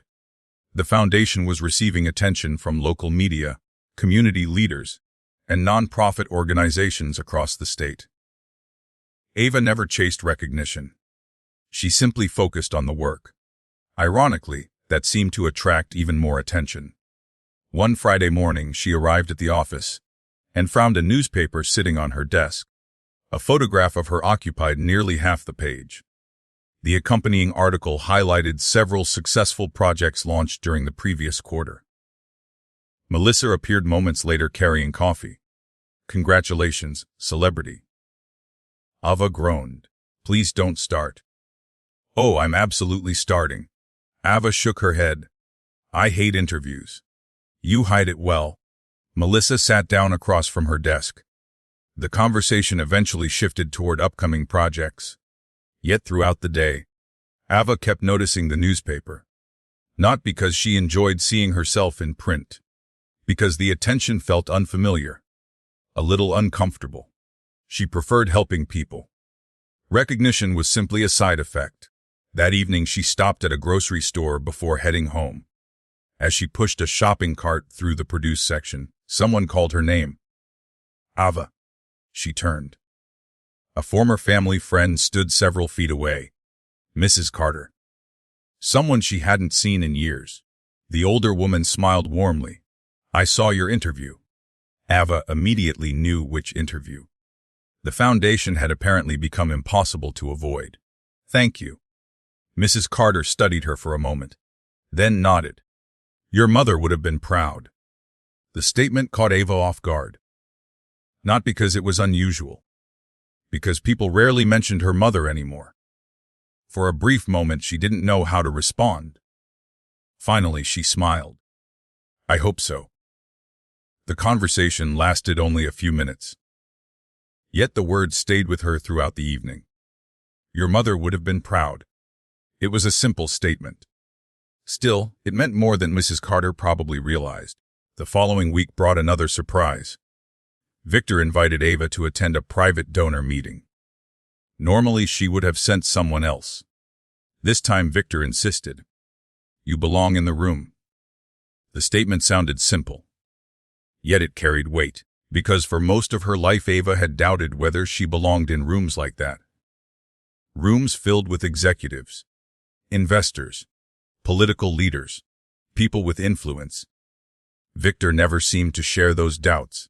The meeting took place inside a historic hotel downtown. Large windows overlooked the city. Elegant chandeliers filled the ceiling. Everything felt polished, professional, expensive. Ava arrived early. She reviewed notes, organized presentations, prepared answers, the usual routine. Guests gradually arrived. Conversations began. Then the atmosphere shifted. Not dramatically, subtly, the way it often did when someone important entered a room. Ava looked toward the entrance and immediately understood. Sophia and Ethan. For a moment she thought she must be mistaken. Then reality settled in. No mistake. They were here. Together. The sight surprised her more than it should have. Not because she expected never to see them again. Because this was Victor's event. His circle. His world. Apparently Ethan had business connections Ava knew nothing about. Interesting. Very interesting. Ava returned her attention to her notes. Problem solved. At least in theory. Unfortunately, theory and reality rarely cooperate. About 30 minutes later, she found herself standing near a presentation display when a familiar voice appeared behind her. "You've been busy." Ava turned. Sophia. The conversation she had hoped to avoid had officially arrived. "You could say that." Sophia glanced around the room. Her expression remained pleasant. Almost too pleasant. "I've been hearing a lot about you." Ava smiled politely. "I'm not sure that's a good thing." "It seems like a good thing." The answer sounded friendly, yet something underneath it felt different. Ava couldn't quite explain it. Only sense it. The conversation continued. Safe topics. Careful topics. Neither mentioned the obvious. Eventually, Sophia looked toward a nearby group of executives. Then back at Ava. You've done well. The compliment sounded genuine. Mostly. Almost. Ava thanked her. Sophia nodded, then walked away. The entire interaction lasted less than 2 minutes. Yet it left Eva feeling strangely unsettled. Not because of what Sophia said, because of what she didn't say. The conversation felt rehearsed, controlled, as though Sophia had arrived with specific goals. Goals Ava didn't understand. Later that evening, Ethan approached. Ava noticed him coming long before he arrived. There was no avoiding it, no easy escape. Hello, Ava. She looked up from her conversation. Ethan? The greeting felt formal, distant, appropriate. Several months had passed since they last spoke. Long enough for emotions to cool, not long enough to forget. You look well. The comment felt awkward, almost unnecessary. Still, Ava appreciated the effort. So do you? Silence followed. Not hostile, just uncomfortable. Eventually, Ethan spoke again. I heard about the foundation. Ava nodded. Things have been going well. You always worked hard. The compliment surprised her, because it sounded sincere. For a brief moment, neither knew what to say next. Then Ethan glanced across the room, toward Victor, toward several influential donors, toward the opportunities surrounding them. Something changed, only slightly. Yet Ava noticed. His attention lingered longer than necessary. Interesting. Very interesting. The realization arrived immediately. Ethan wasn't interested in reconnecting. He was interested in understanding. Understanding how Ava had become connected to Victor Harrington. Understanding how her life had changed so dramatically. The insight made the conversation much easier. Because once she understood the motivation, everything else became predictable. A few minutes later, Ethan excused himself. Ava watched him leave, then returned to her evening. Across the room, Victor approached. Everything all right? Ava smiled. Perfectly. Victor followed her gaze. Toward Ethan. Toward Sophia. Understanding appeared immediately. You handled that well. Ava laughed. I didn't throw a chair. A remarkably high standard. It works for me. Victor smiled. The event continued. Presentations concluded. Donations were discussed. Partnerships were formed. By the end of the evening, several new projects had received funding. Another successful night. Yet while guests prepared to leave, Ava noticed something unusual. Sophia and Ethan were arguing. Not loudly. Not publicly. But enough. The signs were obvious. Short answers. Tense expressions. Frustrated gestures. People trying very hard not to look frustrated. Ava looked away. Whatever was happening wasn't her concern. Not anymore. Still, the observation stayed with her. Because throughout their relationship, Ethan and Sophia had always appeared confident. Certain. United. Tonight felt different. Something was changing. She could feel it. The drive home gave her plenty of time to think. Streetlights passed overhead. Traffic moved steadily around her. The city looked peaceful. Yet her thoughts remained busy. For months she had assumed Ethan and Sophia disappeared into a perfect future together. Now she wasn't so sure. Not because she wanted them unhappy, because perfection rarely exists. Especially when relationships begin with secrets. Eventually she reached home. Lily was already asleep. The apartment felt quiet. Comfortable. Safe. Ava stood beside the living room window for several minutes, looking out across the city, thinking about how much had changed. A year earlier, she thought she knew exactly what her future would look like. Now she realized she hadn't known anything at all. And somewhere across the city, Victor Harrington was preparing for a major announcement, one that would alter countless lives, including his own. Because time was running shorter than anyone realized. And very soon, everything would begin to change. The announcement arrived on a Monday morning. Victor called shortly after 8. Ava was halfway through her first cup of coffee when his name appeared on the screen. Good morning. Victor sounded unusually energetic. That worries me. It shouldn't. It always does. Victor laughed. The familiar exchange immediately relaxed her. Over the past several months, conversations like these had become normal. Not scheduled, not formal. Just conversations. Something Ava never expected when she first met him at Sophia's wedding. I have news. There it is. Victor chuckled. I knew you'd say that. Ava leaned back in her chair. Okay, what's happening? The board approved the expansion. For a moment she didn't respond. Then the meaning registered. The housing initiative. All of it. Ava sat upright. You're serious. Very. The project had been under discussion for months. New facilities. Additional funding. More services. Thousands of families could benefit. The scale alone made it one of the largest projects the foundation had ever attempted. Ava smiled. That's incredible. It is. For several minutes they discussed timelines and planning.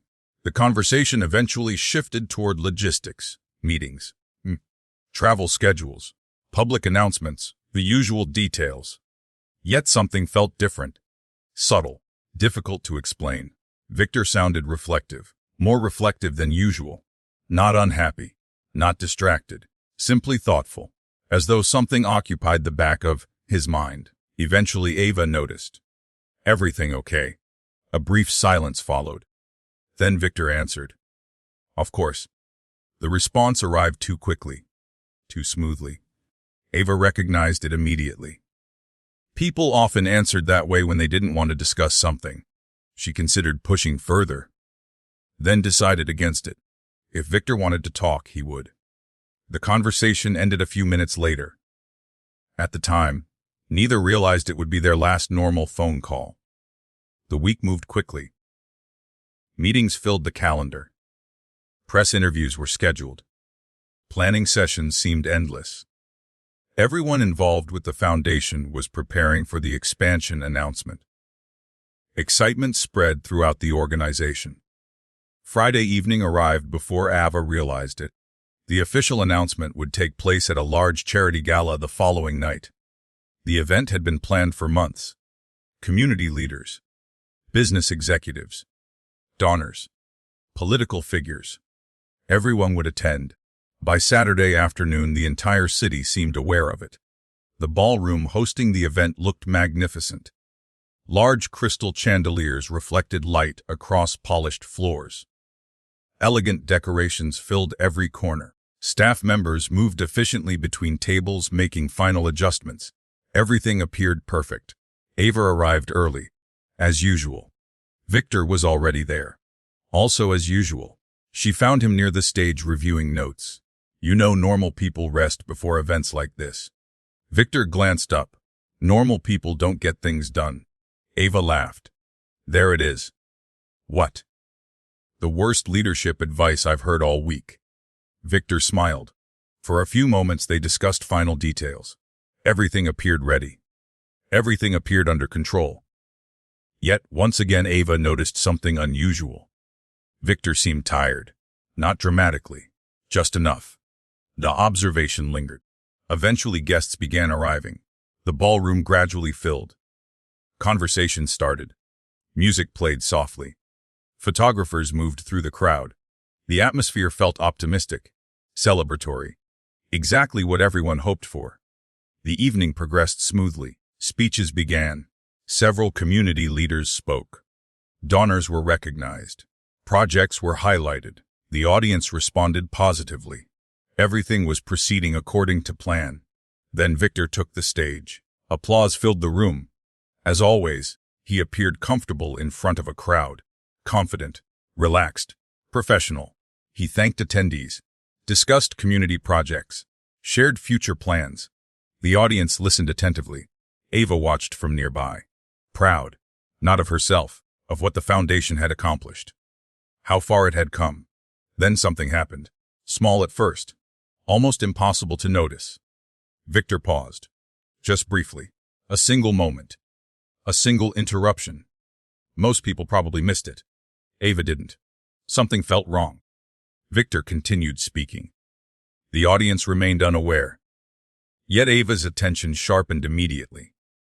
Years of working with people had taught her to trust instincts. And right now her instincts were screaming. Something wasn't right. Victor reached for the podium. His expression changed. Only slightly. But enough. Ava took a step forward. The speech stopped. Conversation stopped. The entire room seemed to pause. Victor steadied himself. For one hopeful second, it appeared everything would be fine. Then it became obvious that it wouldn't. People began reacting. Confusion spread through the audience. Staff members moved toward the stage. Ava reached it first. Victor looked at her. For a brief moment their eyes met. Neither spoke. Neither needed to. The concern was obvious. Within minutes the event transformed completely. The celebration vanished. Attention shifted. Guests moved aside. Professionals took control. The ballroom that had been filled with excitement only moments earlier now felt entirely different. Ava remained nearby waiting, watching, hoping. The next several hours passed in a blur. Phone calls, updates, questions. Waiting, mostly waiting. By the time Ava finally sat down, it was well after midnight. The hospital waiting area felt quiet, almost unnaturally quiet. People moved through the halls. Machines beeped in distant rooms. Time seemed to slow. Ava stared at the floor, trying to process everything, trying to make sense of how quickly an ordinary evening had changed. Eventually Daniel Reed arrived, the foundation's attorney. Ava recognized him immediately. Daniel looked calm, professional, yet concern remained visible. Any news? Ava shook her head. Not yet. Daniel nodded, then sat beside her. For a while neither spoke. The silence felt appropriate.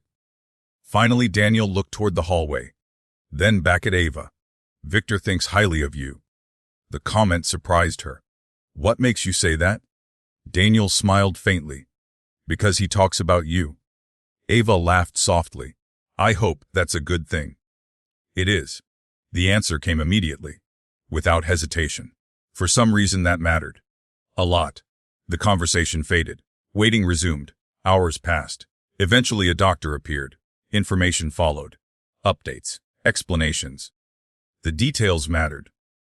Yet what Ava remembered most was the feeling. The realization that life can change without warning. One moment you're discussing future plans. The next you're sitting in a hospital wondering what happens next. Victor had spent years building opportunities for other people, helping communities, changing lives. Now everything felt uncertain. At this point, what would you do? Would you focus on the future plans Victor worked so hard to build? Or would you stay beside the people who matter most and wait for answers? Tell me what you would do. As dawn approached, Ava found herself staring through a hospital window. The city was beginning to wake. Traffic increased. Lights appeared across distant buildings. A new day was starting. Yet for Ava, it felt like the end of something. She just didn't know what. Not yet. Because Victor Harrington still had something important left to say. And very soon, he would ask to see her. By Sunday afternoon, the hospital had become Ava's entire world. The previous night felt distant, unreal, like something she had watched happen to somebody else. Yet every time she looked around, reality returned. The waiting room, the nurses, the endless hallways, the quiet conversations. Everything reminded her exactly where she was and why. Lily was spending the day with Mrs. Parker. Melissa had offered to help. Several foundation employees had called. Messages continued arriving throughout the morning. Everyone wanted updates. Unfortunately, there weren't many. Victor remained under observation. The doctors seemed cautiously optimistic. At least that was the phrase everyone kept using. Cautiously optimistic. Ava had never liked those kinds of phrases. They sounded hopeful, but never fully reassuring. Shortly after noon, Daniel appeared. As always, he looked calm, collected, professional, even in a hospital hallway. Any news? Daniel nodded. Little. Ava immediately stood. The movement surprised even her. Daniel noticed. A faint smile appeared. He asked for you. The words landed harder than expected. For me, Daniel nodded. Specifically, Ava wasn't sure how to respond. The request felt important, significant, and somehow a little intimidating. Daniel seemed to understand. Don't overthink it. That's terrible advice. I know. The answer actually made her laugh. For the first time all day, Daniel pointed toward the elevator. He's on the 6th floor. Ava looked down the hallway, then back at Daniel. How is he? The attorney considered the question carefully, long enough that Ava immediately understood the answer wasn't simple. Tired. The single word carried more weight than an entire explanation. Ava nodded, then headed toward the elevators. The ride to the 6th floor felt longer than it should have. The hallway outside Victor's room was quiet, peaceful. A nurse offered a small smile as Ava approached, then opened the door. Victor sat near a large window overlooking the city. Sunlight filled the room. For a moment Ava simply stood there. The difference was noticeable. Not dramatic, but noticeable. Victor looked older, more tired, more fragile. The realization hit harder than she expected. Because Victor had always seemed larger than life. The kind of person who simply kept moving forward no matter what happened. Seeing him vulnerable felt strange. Human. Victor noticed her immediately. There you are. Ava smiled. I was told someone requested an audience. Very important meeting. She laughed. I'm honored. Victor gestured toward a nearby chair. Ava sat down. For several moments neither spoke. The silence felt comfortable, not awkward, just quiet. Eventually Victor looked out the window. Beautiful view. Ava followed his gaze. The city stretched endlessly toward the horizon. Buildings, roads, rivers, thousands of lives unfolding simultaneously. It is. Victor nodded slowly, then smiled. You know what I like about cities. Ava shook her head. They remind you that no single story is the whole story. The statement sounded like something Victor had been thinking about for a while. Ava remained silent. Waiting. Victor often spoke that way when something important was coming. Sure enough, a moment later he continued. People spend their lives assuming they know everything. Ava smiled faintly. They don't. Victor laughed softly, not even close. The conversation drifted naturally from there. Memories, projects, the foundation, communities they had helped, people whose lives had changed. The topics felt familiar, comfortable, almost normal. Yet underneath everything ran a different current. A sense that Victor was leading somewhere. A destination only he could see. Eventually the conversation turned personal. Victor looked toward Ava. How's Lily? The question surprised her. Not because he asked, because he always remembered. She's good. Victor smiled. Still drawing dragons. Now they're astronauts. He laughed. A logical progression. Ava shook her head. Nothing about it is logical. The conversation continued. Simple topics. Ordinary topics. Yet Ava noticed something. Victor seemed determined to talk about Lily. About family. About future plans. The pattern became impossible to ignore. Finally, she asked, Victor. He looked up. Yes? What's this really about? The question hung between them. For several seconds, Victor said nothing. Then he smiled. A small smile. The kind people wear when they've been caught. I was wondering how long it would take. Ava folded her arms. So. Victor looked back toward the window. The sunlight reflected across the glass. For a moment, he appeared lost in thought. Then he spoke. Ava, there are things I should have told you sooner. The words immediately changed the atmosphere. Ava felt it. The room felt different. The conversation felt different. Everything felt different. Victor continued. Not because I wanted to keep secrets. A brief pause followed. Because I wasn't ready. Ava listened carefully. Her pulse quickened slarefully. Victor wasn't a dramatic person.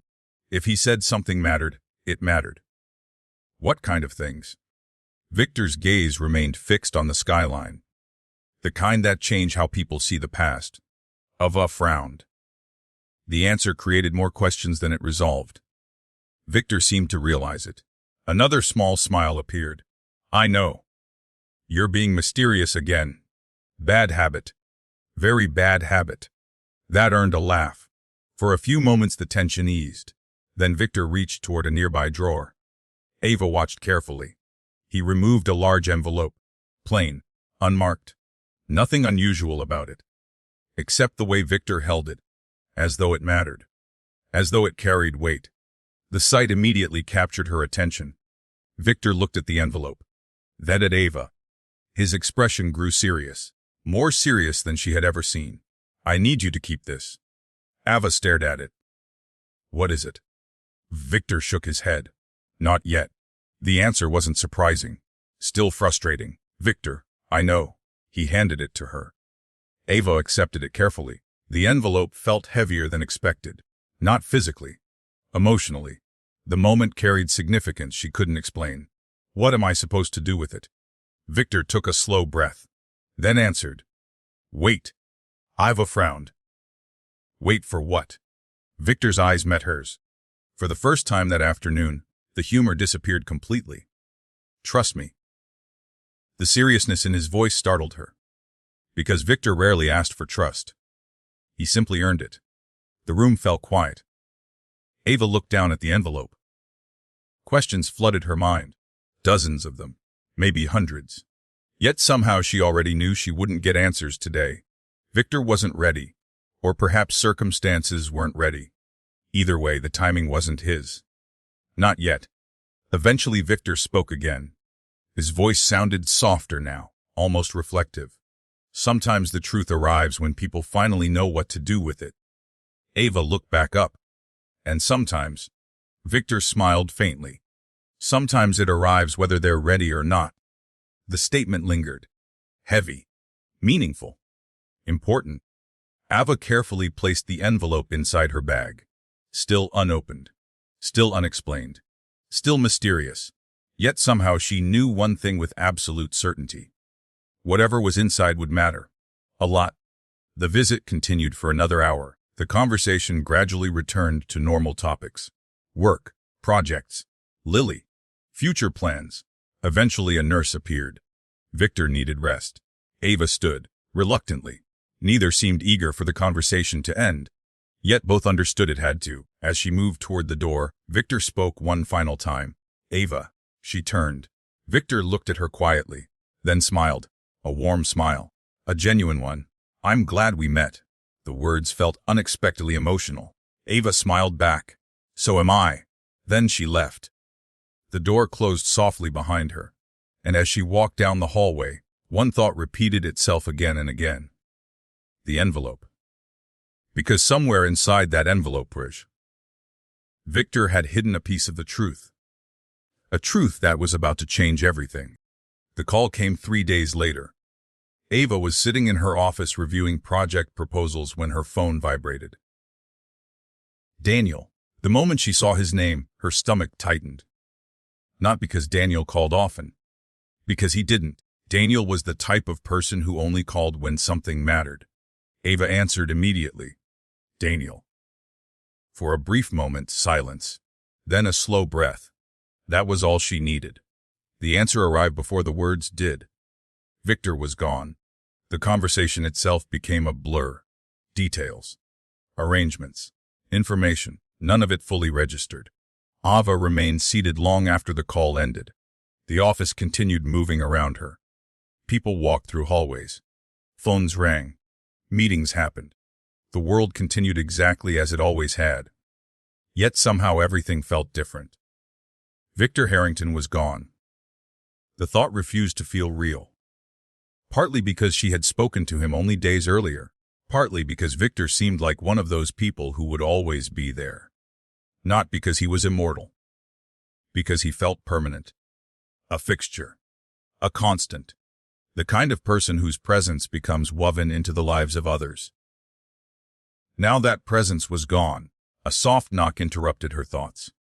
Melissa stepped inside. One look at Ava's face told her everything. Oh no. Ava nodded slowly.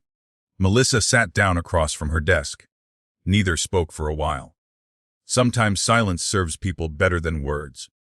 Eventually, Melissa reached across the desk and squeezed her hand. The gesture meant more than any speech could have. The news spread quickly.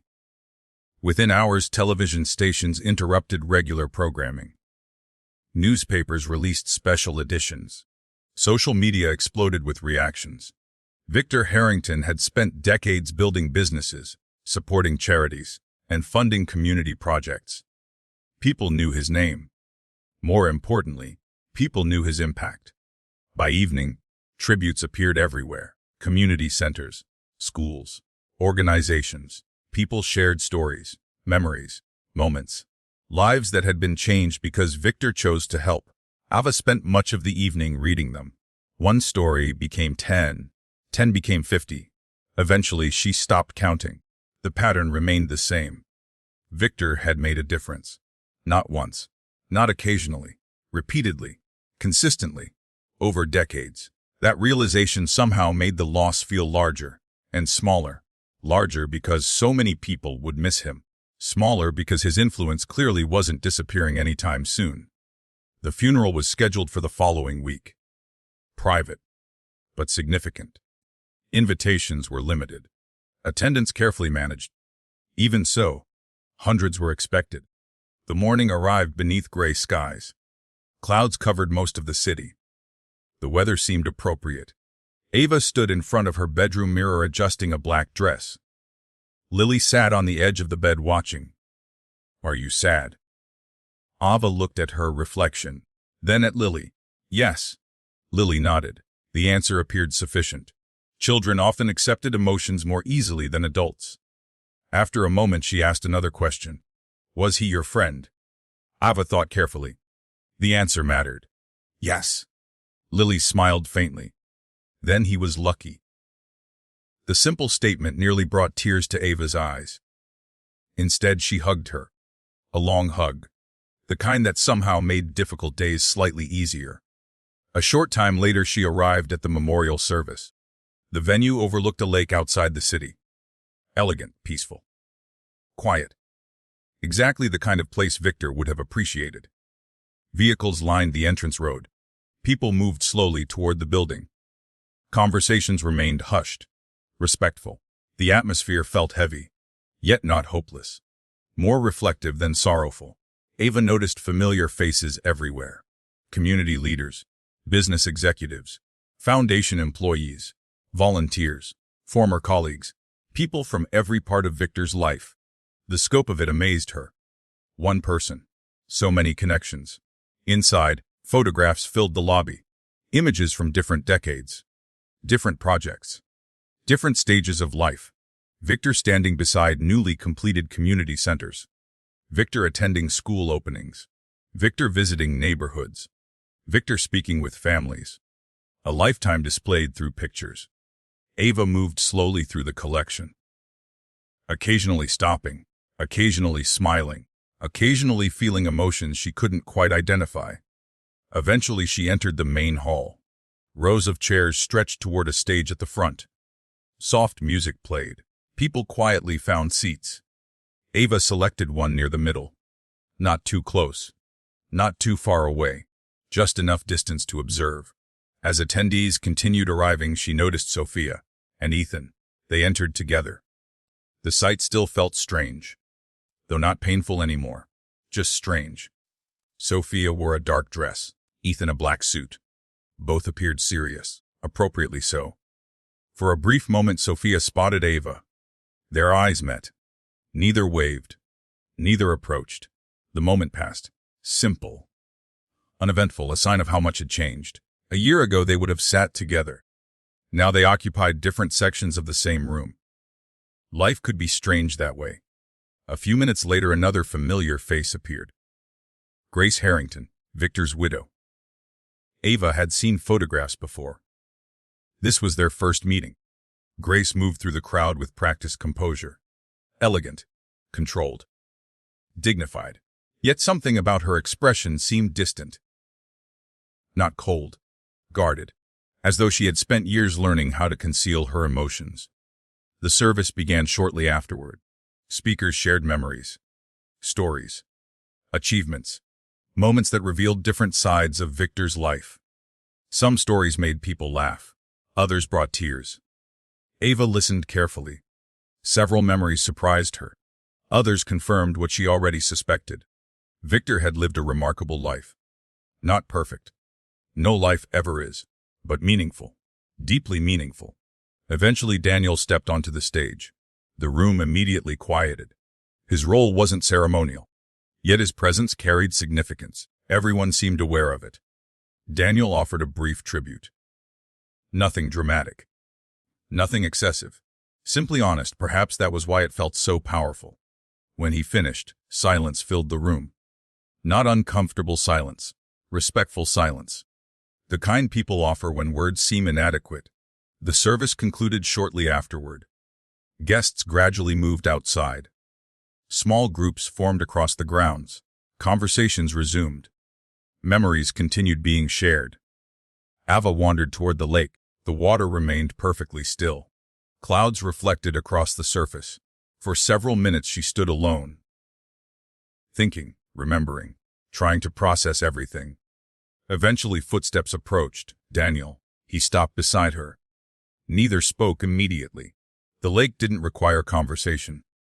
After a while Daniel broke the silence. He appreciated you. Ava smiled faintly. I appreciated him. Daniel nodded, as though that answer confirmed something. Then he looked toward the water. The next few weeks will be busy. The statement sounded innocent enough. Yet something about it caught Ava's attention. Busy how? Daniel glanced at her. A brief pause followed. Then he answered, there are matters that still need to be addressed. The phrasing felt deliberate, careful, almost legal. Ava studied him. Daniel noticed. A small smile appeared. You'll understand soon. There it was. Another mystery. Victor seemed to collect them, and somehow Daniel was beginning to sound exactly the same. The conversation ended there. Yet, as Ava drove home later that afternoon, one thought remained firmly planted in her mind. Victor's final envelope sat unopened inside her apartment. Daniel was hinting at unfinished business, and somewhere in the near future, something important was waiting. Something Victor had planned long before anyone realized how little time remained. 3 days after the funeral, invitations were delivered. Not emails, not phone calls, formal invitations. The kind printed on expensive paper, the kind that immediately signaled importance. Ava found hers waiting at her apartment door when she returned home from work. She already knew who it was from before opening it. Daniel Reed. The invitation was brief, professional, direct. A meeting had been scheduled for Friday morning at Harrington Legal Group. Attendance was requested. Not required. Requested. The distinction caught her attention. Because people like Daniel rarely chose words carelessly, Ava read the invitation twice, then placed it on the kitchen counter. Lily immediately noticed. What is it? A meeting. Lily frowned. That sounds boring. Ava laughed. It probably will be. The answer felt reasonable at the time. Unfortunately, it would turn out to be completely wrong. Friday arrived beneath clear blue skies. The city seemed unusually bright, busy, alive. Traffic filled the streets. People hurried between buildings. Everything looked normal. Yet Ava felt strangely nervous, not anxious, just uncertain. Victor had hinted at unfinished business. Daniel had hinted at unfinished business. And the envelope still sat unopened in her apartment. Questions continued piling up. Answers remained frustratingly absent. The law firm occupied several floors inside a modern downtown building. Elegant, quiet, professional. Ava arrived 10 minutes early. She wasn't the first. Several people were already waiting. Some she recognized. Others she didn't. The atmosphere felt unusual. Conversations remained subdued. Everyone seemed curious. Everyone seemed cautious, almost as though nobody wanted to speculate out loud. A receptionist eventually guided guests toward a large conference room. The room itself was impressive. Long polished table, floor to ceiling windows. Comfortable leather chairs. Everything designed to project confidence and success. Ava chose a seat near the middle. Not too visible. Not hidden. Just comfortable. People continued arriving, and with each new arrival, the tension increased. Grace Harrington entered first. Elegant as always. Composed. Controlled. She greeted several people politely before selecting a seat near the front. Ava watched carefully. Grace appeared confident. Very confident. The kind of confidence that suggested expectations. Interesting. A few minutes later Ethan arrived, followed by Sophia. The sight immediately drew attention. Several people recognized them. Several others whispered. The reaction wasn't surprising. Victor's social circles overlapped with many different worlds. Business, politics, charity, family. Everyone seemed connected somehow. Sophia spotted Ava almost immediately. For a brief moment their eyes met. Then both looked away. No hostility, no warmth, just distance. A relationship reduced to polite silence. The final arrivals entered shortly before the scheduled start time. Board members, executives, longtime advisors, people who had spent years working alongside Victor. Every seat eventually filled. Then the door opened one final time. Daniel entered carrying several folders. The room immediately quieted. Not because he demanded attention. Because he naturally commanded it. Daniel moved toward the front of the room. Placed the folders on the table. Then looked around. For several seconds he said nothing. Allowing the silence to settle. Allowing everyone to focus. Finally he spoke. "Thank you all for coming." His voice remained calm. Professional. Measured. Exactly what Ava expected. Daniel continued. Victor Harrington believed in preparation. A few people smiled. Others nodded.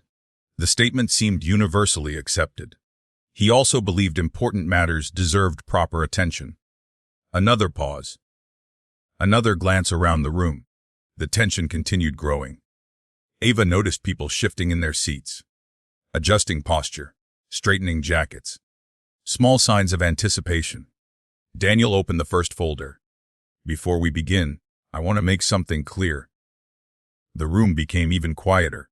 If Victor wished you to be here, there was a reason. The statement felt significant. More significant than it appeared. Ava noticed several people exchange glances. Questions clearly forming. Daniel continued, "Some of today's decisions may surprise you." Now the room felt completely still. Nobody moved. Nobody spoke. Even the air seemed different. Ava felt her pulse quicken slightly. Not because she expected anything. Because Daniel's tone suggested something unusual was coming. Very unusual. Grace appeared unconcerned. Confident. Almost relaxed. The observation didn't escape Ava. Neither did Ethan's expression. Nor Sophia's. Everyone seemed to have expectations. Different expectations, perhaps. But expectations nonetheless. Daniel carefully arranged several documents. Then began. The first portion focused on Victor's business interests. Foundations. Partnerships. Investments. Responsibilities. The process moved methodically, professionally, exactly as one would expect. Yet beneath the surface, anticipation continued building. Everyone knew the real discussion hadn't started yet. The room knew. Daniel knew. Even Ava knew. An hour passed. Then another. Details were reviewed. Organizations were discussed. Commitments were confirmed. The work mattered. Yet everyone remained focused on the same question. What came next? Eventually Daniel closed one folder. Then opened another. The atmosphere changed immediately. No announcement. No dramatic gesture. Just a subtle shift. Yet everyone felt it. This was different. Daniel looked around the room. His expression remained unreadable. Victor left several personal instructions. There it was. The moment everyone had been waiting for. The room fell silent. Complete silence. The kind that only appears when people know something important is about to happen. Daniel continued. Some instructions involve individuals in this room. Ava sat slightly straighter. Not intentionally. Instinctively. Around her, others did the same. Daniel reviewed a page. Then another. The process seemed deliberate. Careful. as though each word mattered. Perhaps it did. One by one, names were mentioned. Several people received acknowledgments, personal notes, special recognitions. Nothing shocking. Not yet. The room gradually relaxed. Perhaps people began believing the surprises had been exaggerated. Perhaps expectations were settling. Then Daniel paused. A long pause. Long enough that everyone noticed.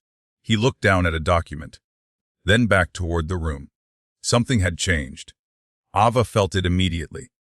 The same way people sense an approaching storm before seeing clouds. Daniel took a slow breath, then continued. And for the first time that morning, Ava heard her own name. The room seemed to freeze. Not literally, but close. Several heads turned. A few people exchanged confused looks. Ava herself felt completely still, because one thought immediately appeared. This wasn't supposed to happen. Victor had respected her, trusted her, supported her. But she wasn't family.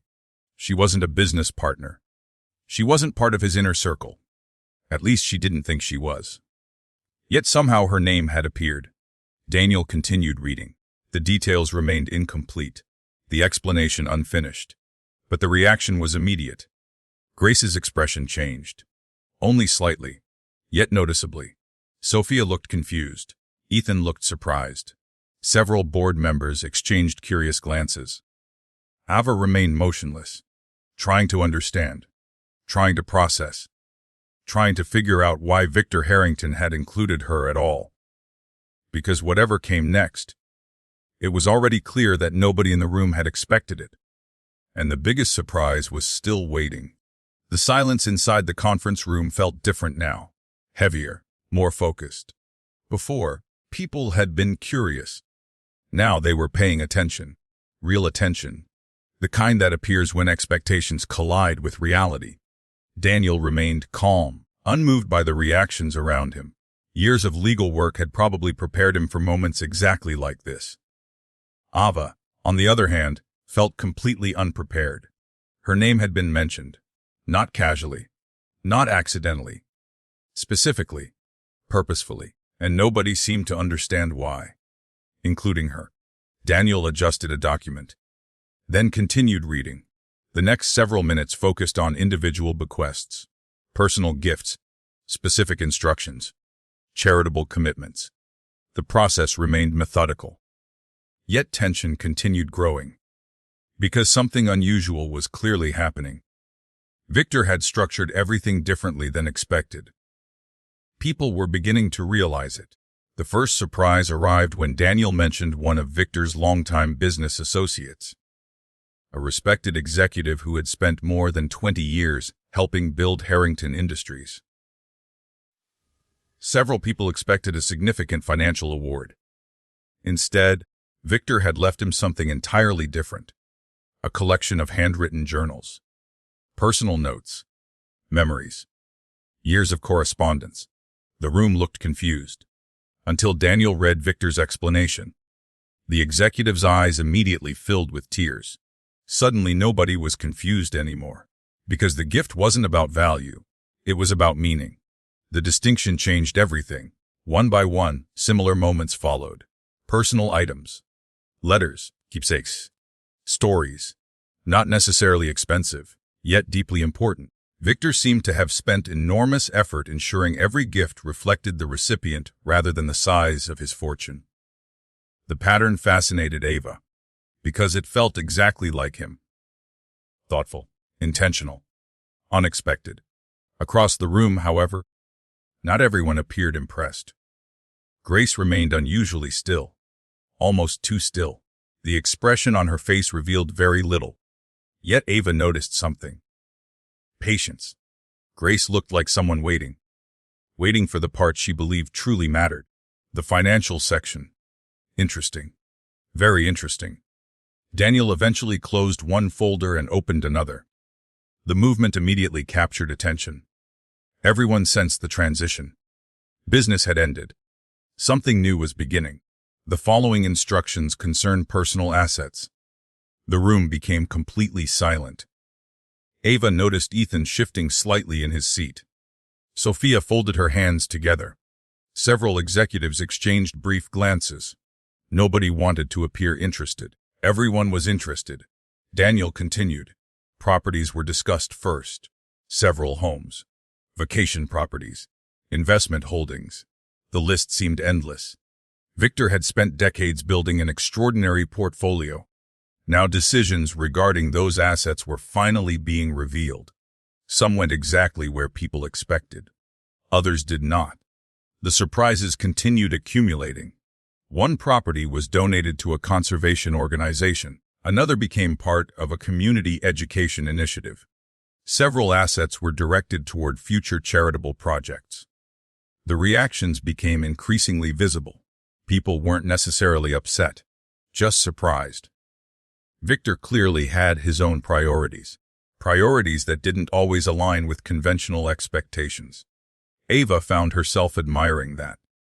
The room, however, seemed divided. Some appreciated the choices. Others appeared less enthusiastic. Then Daniel reached another section. The atmosphere shifted again, more dramatically this time. The Harrington Family Legacy Fund. Several heads lifted immediately. Even Ava recognized the name. The fund represented one of Victor's largest financial holdings. Its future mattered. A lot. Daniel reviewed several pages. The room waited. Then he began reading. The details unfolded gradually, carefully, almost strategically. Each new piece of information created additional questions. The structure was unusual. Very unusual. Several people who clearly expected significant involvement received less than anticipated. Not nothing. Simply less. Much less. The reactions became impossible to ignore. One executive's eyebrows nearly disappeared into his hairline. Another visibly leaned back in surprise. A third stared at Daniel as though waiting for clarification. None arrived. Daniel simply continued. Because the instructions were clear. Very clear. Across the room, Grace finally reacted. Not dramatically. Not publicly. Just a slight tightening around her eyes. A brief change in posture. Small signs. Yet noticeable signs. Ava watched carefully. Grace had entered the meeting looking confident. That confidence appeared increasingly uncertain. Interesting. The realization made Ava uncomfortable. Not because she disliked Grace. Because she disliked watching people become disappointed. Even when she barely knew them. Daniel moved forward. Additional assets. Additional instructions. Additional surprises. The pattern remained consistent. Victor had thought carefully about every decision. Nothing appeared random. Nothing appeared impulsive. Everything carried purpose. The room gradually accepted that reality. Then another moment arrived, one significant enough to alter the atmosphere completely. Daniel paused, reviewed a document, then read several paragraphs aloud.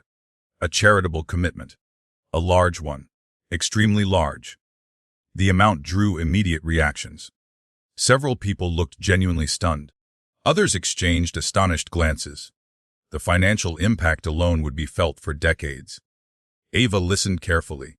The more details Daniel revealed, the more obvious something became.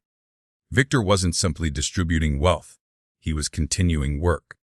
Projects, initiatives, programs. The fortune wasn't disappearing. It was being redirected toward causes he believed mattered. The realization felt powerful and apparently surprising because many people in the room clearly expected a different approach. Daniel continued reading. The hours passed steadily. Coffee arrived. Water bottles were replaced. Yet nobody left. Nobody even seemed tempted. The room remained completely invested. Every new revelation raised additional questions. Every answer revealed another mystery. Eventually, Ava glanced toward Sophia. Her younger sister looked overwhelmed, confused, possibly frustrated. Ethan appeared equally uncertain. For the first time since arriving, neither seemed confident about what would happen next. Then Ava noticed something else. Daniel had reached the final stack of documents. The smallest stack, the one he had carefully avoided all morning. A subtle feeling settled over the room. The same feeling people experience before a major announcement. Expectation. Anticipation. maybe even apprehension. Daniel looked up. His gaze moved across the room. One person at a time. Almost as though he wanted to ensure everyone was paying attention. Then he spoke. The remaining instructions are personal. Silence followed. Absolute silence. Daniel opened the final folder. Several pages rested inside. Only several. Yet somehow they felt helder than everything that came before. Ava felt her pulse quicken, not because she expected anything, because instinct told her something important was coming. Very important. Daniel reviewed the first page, then the second. Finally he looked up, and directly toward Ava. The moment lasted only a second. Yet it felt much longer. Ava immediately understood. Whatever was inside that folder involved her. Again, the realization made no sense. Yet there it was. Real? Unavoidable. Across the room, Grace noticed. So did Sophia, so did Ethan. The reactions were immediate. Confusion. Curiosity. Concern. Nobody understood. Ava least of all. Daniel finally spoke. And when he did, the room seemed to stop breathing. Because the next instruction would change everything. Not eventually. Not someday. Immediately. And the person least prepared for it was Ava Morgan. Nobody moved. Nobody spoke. The conference room had become so quiet that Ava could hear the faint hum of the air conditioning. Daniel looked down at the document one final time. Then he began reading. The first sentence sounded ordinary enough. A personal statement from Victor. A reflection on trust, character, integrity, the kinds of things Victor often discussed. Several people relaxed slightly, perhaps expecting another sentimental message. Then Daniel continued, and everything changed, to Ava Morgan. The words echoed through the room. Ava felt every eye turn toward her. She remained completely still. Across the table, Grace's expression hardened. Only slightly, yet enough. Sophia looked stunned. Ethan looked equally surprised. Ava herself felt frozen. Because none of this made sense. Not yet. Daniel continued reading. Victor's statement was direct, personal, unexpectedly personal. He spoke about kindness, commitment, the willingness to help people even when no recognition followed. The words sounded familiar. Not because Ava had heard them before. Because they reflected the conversations she had shared with Victor over the past year. The room listened carefully. Nobody interrupted. Nobody dared. Then Daniel reached the next section. And the real surprise arrived. A significant portion of the Harrington Community Development Trust had been placed under Ava's stewardship. Not ownership. Stewardship. The distinction mattered. Yet the scale still felt enormous. The trust controlled funding for housing programs, education initiatives, community projects, resources worth hundreds of millions of dollars. Ava blinked, certain she had misunderstood. Surely Daniel would clarify, correct something, explain why her name appeared in the document. Instead, he continued reading. Victor's instructions were unmistakable. Ava had been selected specifically, deliberately, personally. The room erupted. Not loudly, not chaotically, but enough. Whispers spread immediately. Several board members exchanged shocked looks. Others leaned toward one another. Questions appeared everywhere. Ava barely heard any of it. Her attention remained fixed on Daniel. Trying to process, trying to understand, trying to find logic. Because none existed, not from her perspective. Why her? The question repeated endlessly. Why her? Daniel raised a hand. The room gradually quieted. Then he continued. Victor had anticipated objections. Apparently, he had anticipated them very clearly. Because the next section addressed them directly. The trust would remain professionally managed. Independent oversight would continue. Accountability measures had already been established. Every concern seemed to have been considered years in advance. The thoroughness impressed Ava. It also terrified her, because this wasn't a spontaneous decision. Victor had planned it. Carefully, methodically, long before anyone in this room knew, including her. Grace finally spoke. Her voice remained controlled. Measured, yet tension sat just beneath the surface. Daniel, The attorney looked up. Yes. When exactly was this document prepared? An excellent question. Daniel answered immediately. Several years ago. The response stunned the room. Several years. Not months. Not recently. Years. The timeline changed everything. Because it eliminated one obvious explanation. This wasn't a last-minute decision. It wasn't influenced by recent events. Victor had been planning something for a very long time. Grace absorbed the information quietly. The answer clearly wasn't what she expected. Neither was the next revelation. Daniel turned another page. Then continued reading. Additional responsibilities. Additional authority. Additional trust. Every new detail increased the confusion. Ava found herself gripping the edge of the table. Not because she wanted the responsibility. Because she wasn't sure she deserved it. Victor had known countless accomplished people, experienced people. People far more qualified than she felt. Yet somehow he had chosen her. The realization felt overwhelming. Across the room, Sophia continued staring. Her expression had changed. The shock remained, but something else had appeared. Recognition. Almost as though she had suddenly realized how important Victor had become in Ava's life. And how little she actually knew about that relationship.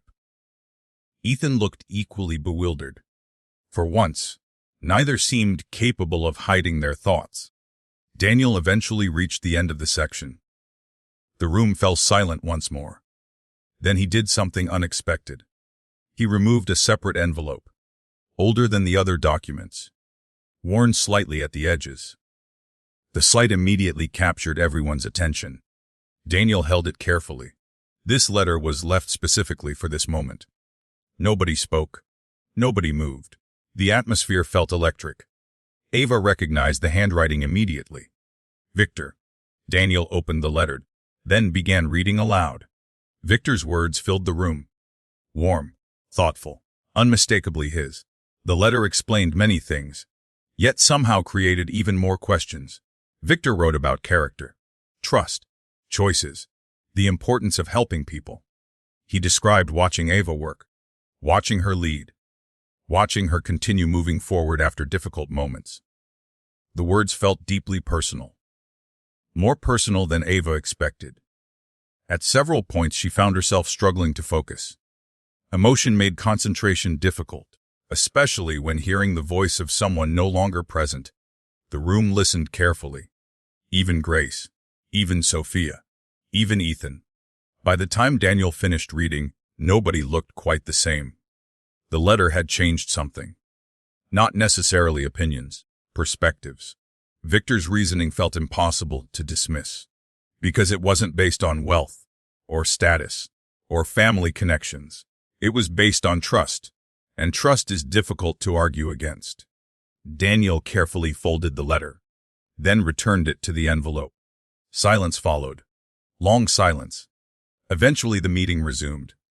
Additional matters required attention. Additional documents required review. Yet the energy inside the room had permanently shifted. Nothing felt ordinary anymore. The biggest surprise of the day had already arrived, or so everyone believed, including Ava. The meeting finally ended late that afternoon. People gathered belongings. Conversations resumed. Small groups formed throughout the room. Everyone seemed eager to discuss what had happened. Ava remained seated, still processing, still struggling to understand. Daniel eventually approached. For several moments neither spoke. Then Ava laughed softly, not because anything was funny, because she genuinely didn't know what else to do. Did you know? Daniel smiled faintly. Some of it. That's not an answer. It's the best answer you're getting. Ava shook her head. Typical Daniel. The attorney glanced toward the conference room doors, then back at her. His expression grew more serious. Ava. She looked up. Daniel hesitated briefly, then continued. Today wasn't the biggest surprise. The statement immediately erased every other thought. What? Daniel lowered his voice. The biggest surprise is still waiting. Ava stared at him. Certain she had misunderstood. Nothing could possibly be bigger than what had already happened. Nothing. Daniel seemed to recognize exactly what she was thinking. Then he quietly added 4 words. Victor knew that too. Before Ava could ask another question, Daniel stepped away, leaving her alone with 100 new questions. Because if today wasn't the biggest surprise, then whatever came next had the potential to change everything she thought she knew about Victor, about her family, and about herself. For 3 days Ava thought about little else. Daniel's words followed her everywhere. Today wasn't the biggest surprise. The biggest surprise is still waiting. The statement refused to leave her alone. Every attempt to ignore it failed. Every distraction lasted only a few minutes. Then her thoughts returned to the same question. What could possibly be bigger? Victor had already entrusted her with responsibilities she never expected. The will had already shocked an entire room full of people. What else could remain hidden? The answer sat inside her apartment, unopened, waiting. The envelope. Victor's envelope. The one he had handed her in the hospital. The one he specifically instructed her not to open. At least not yet. For months it had remained untouched. Hidden inside a desk drawer. Safe. Forgotten. Or perhaps intentionally ignored. Now everything felt different.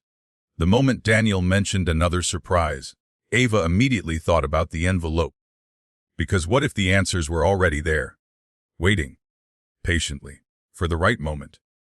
Thursday evening she finally made a decision. Lily was spending the night with Mrs. Parker. The apartment felt unusually quiet.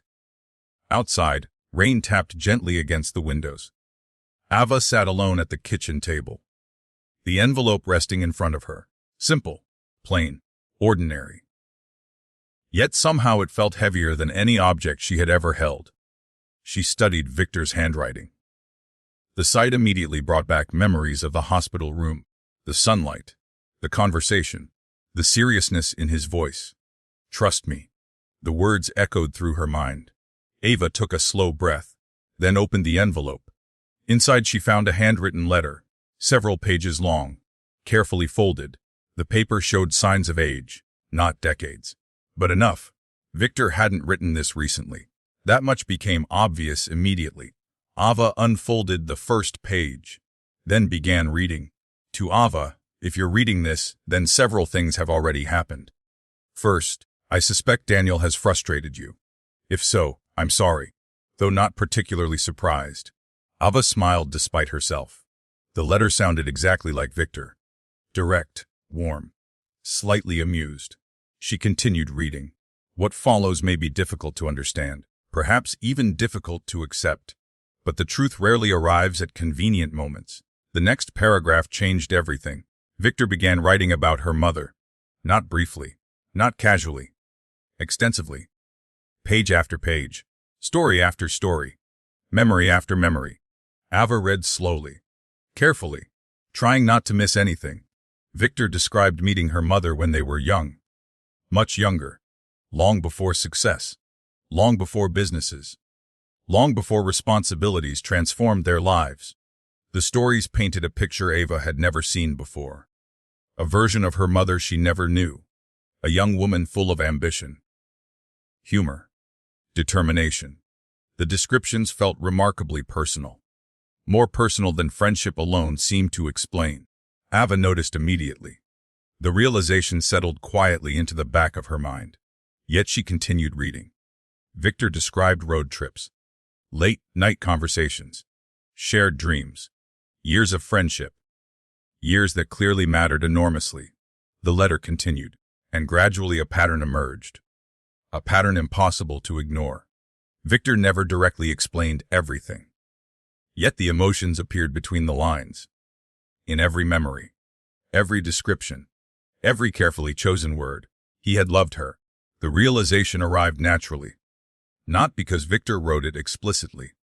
Because he didn't need to. The truth lived inside every page. Ava lowered the letter, staring across the kitchen. Rain continued falling outside. The apartment remained silent. Her mother, Victor, The connection suddenly felt much larger than she previously imagined. She returned to the letter. The next section became more serious, more reflective. Victor wrote about choices, about timing, about regrets. The tone shifted noticeably. Then he wrote something that made Ava stop reading completely. "There are truths I should have shared sooner." The sentence sat alone on the page. Simple, powerful, important. Ava's heart began beating faster. She continued, "For many years I convinced myself that silence protected people. Sometimes it did. Sometimes it didn't." The words felt heavier, darker, as though Victor was approaching something significant, something difficult. Ava turned the page. The next section discussed family, legacy, responsibility, the importance of understanding where you come from. Again and again, Victor seemed to circle the same topic, approaching it, then retreating, almost as though he struggled to find the right words. Eventually he reached the heart of the letter. And everything changed. "There are documents Daniel will eventually show you. When that happens, you must remember one thing. None of this changes who you are." Ava froze. The sentence immediately raised alarms. None of this changes who you are. What exactly was supposed to change? She read faster, the need for answers suddenly overwhelming. Victor continued. "Some people define themselves by blood, others by choices. In my experience, choices matter more." Again, the same idea. Choice, family, connection. The themes repeated throughout the letter. Ava felt as though she was standing at the edge of a revelation. Close enough to see it, not close enough to understand it. The frustration became almost unbearable. Then she reached the final pages. Victor's writing grew more personal, more emotional. The polished businessman disappeared. The human being remained. "Whatever happens next, I hope you remember that meeting you was one of the greatest gifts of my life." Ava stared at the sentence. Read it twice, then a third time. Emotion tightened in her chest. Victor wasn't a sentimental person, at least not openly. The words carried weight because of that. The final paragraph appeared on the last page. Short, simple, devastating. "There is one final truth, and when it finally reaches you, I hope you understand why I waited." The letter ended there. No explanation, no answer. Nothing, just a signature. Victor Harrington. Ava sat motionless. The rain continued outside. Minutes passed. Then more minutes. She reread the letter, searching for something she missed. A clue, a hidden meaning, anything. The answers remained frustratingly incomplete. Yet one thing had become obvious. Victor knew something. Something enormous. Something connected to her mother. Something connected to family. And apparently something connected to Ava herself. The realization sent a chill through her. Because for the first time, she genuinely believed Daniel. The biggest surprise wasn't behind her. It was ahead. The next morning Ava carried the letter to work. Not because she intended to show anyone. Because she couldn't bring herself to leave it behind. Throughout the day her attention drifted repeatedly. Meetings blurred together. Conversations felt distant. Nothing seemed as important as the questions now filling her mind. Late that afternoon her phone rang. Daniel. The timing immediately felt significant. Ava answered. "Please tell me you have answers." Daniel laughed softly. "Not answers." "Then what?" A brief pause followed. Then Daniel spoke. "I found something." Ava sat upright. The tone of his voice had changed. Professional. Focused, concerned. "What kind of something?" Daniel hesitated, just long enough to make her nervous. "The kind that shouldn't have been hidden." The words landed heavily. Very heavily. Ava immediately understood one thing. Whatever Daniel had discovered, it was connected. Connected to Victor. Connected to the letter. Connected to the truth. And judging by Daniel's voice, someone had worked very hard to ensure that truth remained buried. Ava arrived at Daniel's office less than an hour later. The entire drive across the city felt endless. Traffic lights seemed slower. Traffic seemed heavier. Every minute stretched longer than it should have. Daniel's phone call had accomplished something remarkable. For the first time since opening Victor's letter, Ava was no longer simply curious. She was worried. The kind of worry that settles quietly in your stomach. The kind that tells you something important is coming. Something life-changing. Daniel was waiting when she arrived. No assistant, no receptionist. Just Daniel standing near the conference room window. The moment Ava entered, she noticed something unusual. Several file boxes sat on the table. Old boxes, worn boxes, the kind that spend years in storage. Ava stopped walking. That's never a good sign. Daniel smiled faintly. No, Bo, it really isn't. The attorney gestured toward a chair. Ava sat down. Her attention remained fixed on the boxes. Daniel remained standing. For several seconds neither spoke. Finally Ava broke the silence. What did you find? Daniel opened the nearest box. Inside were folders. Dozens of them. Some looked decades old, others appeared newer. Everything had been organized carefully. Methodically. Daniel removed one folder, then placed it on the table. Victor instructed me to continue searching if certain events occurred. Ava frowned. What events? Daniel looked at her. The reading of the will. That immediately got her attention. You're saying he expected this? Daniel nodded. He expected questions. Ava glanced toward the boxes. Apparently Victor had expected a lot of questions. Daniel opened the folder. Inside sat copies of letters, legal documents, photographs, records, years of records. The sight alone felt overwhelming. What exactly am I looking at? Daniel took a slow breath, then answered, a history. The single word somehow felt enormous. Daniel selected one document, then slid it across the table. Ava examined it carefully. The date immediately caught her attention. It was old. Very old. Decades old. The document referenced her mother. Several names appeared throughout the pages. Some familiar, some not. Ava looked up. What is this? A custody agreement.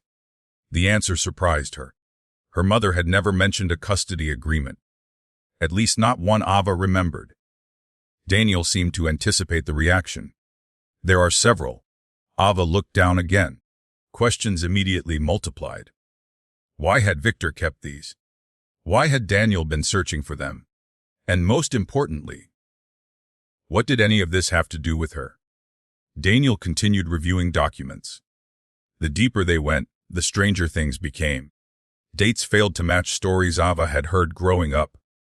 Certain records contradicted family memories. Other documents referenced events nobody had ever discussed. Piece by piece, certainty began disappearing. The life Ava thought she understood suddenly felt incomplete, like a puzzle missing crucial sections. Daniel eventually stopped, then pulled a photograph from one of the folders. Ava recognized it immediately. The same photograph Victor had shown her months earlier. Her mother, several friends, a sunny afternoon, a moment frozen in time. Only now Daniel handed her an enlarged copy. The difference became obvious instantly. Someone stood partially hidden in the original image. The enlarged version revealed him clearly. Victor, much younger, standing beside her mother, close beside her, very close. Ava stared at the image, then looked at Daniel. Neither spoke, neither needed to. The photograph raised questions all by itself. Daniel carefully sat down across from her.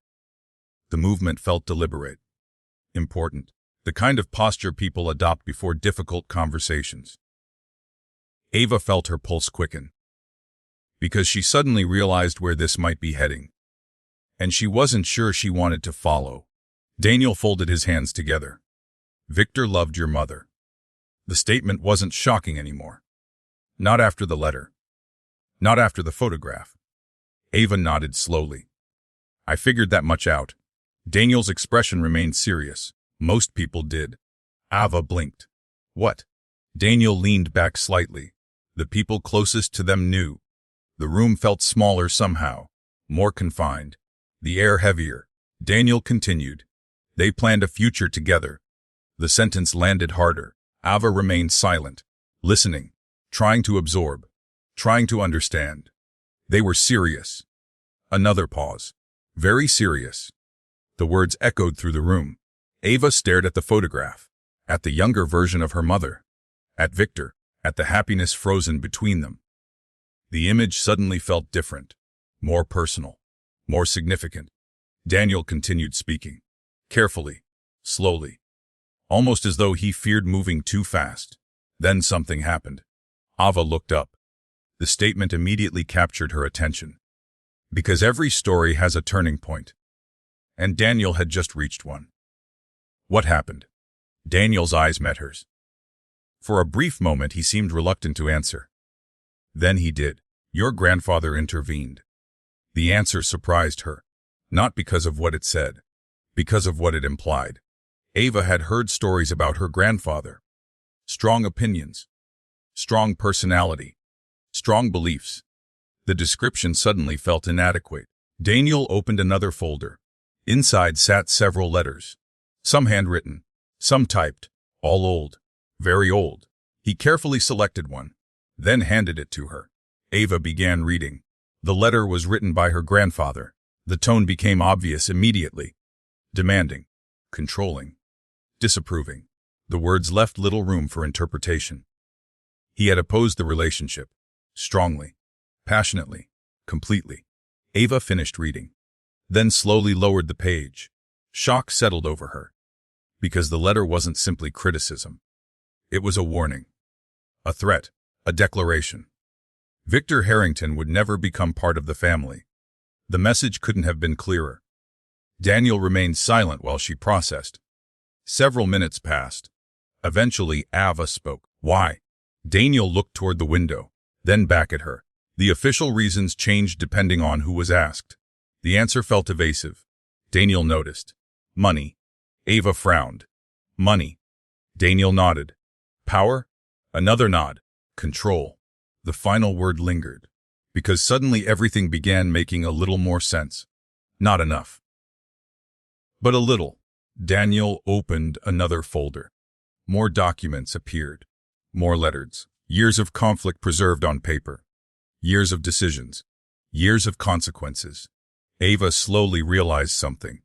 The story she had always believed about her family wasn't necessarily false. It was incomplete. Painfully incomplete. Daniel eventually closed the folder, then looked directly at her.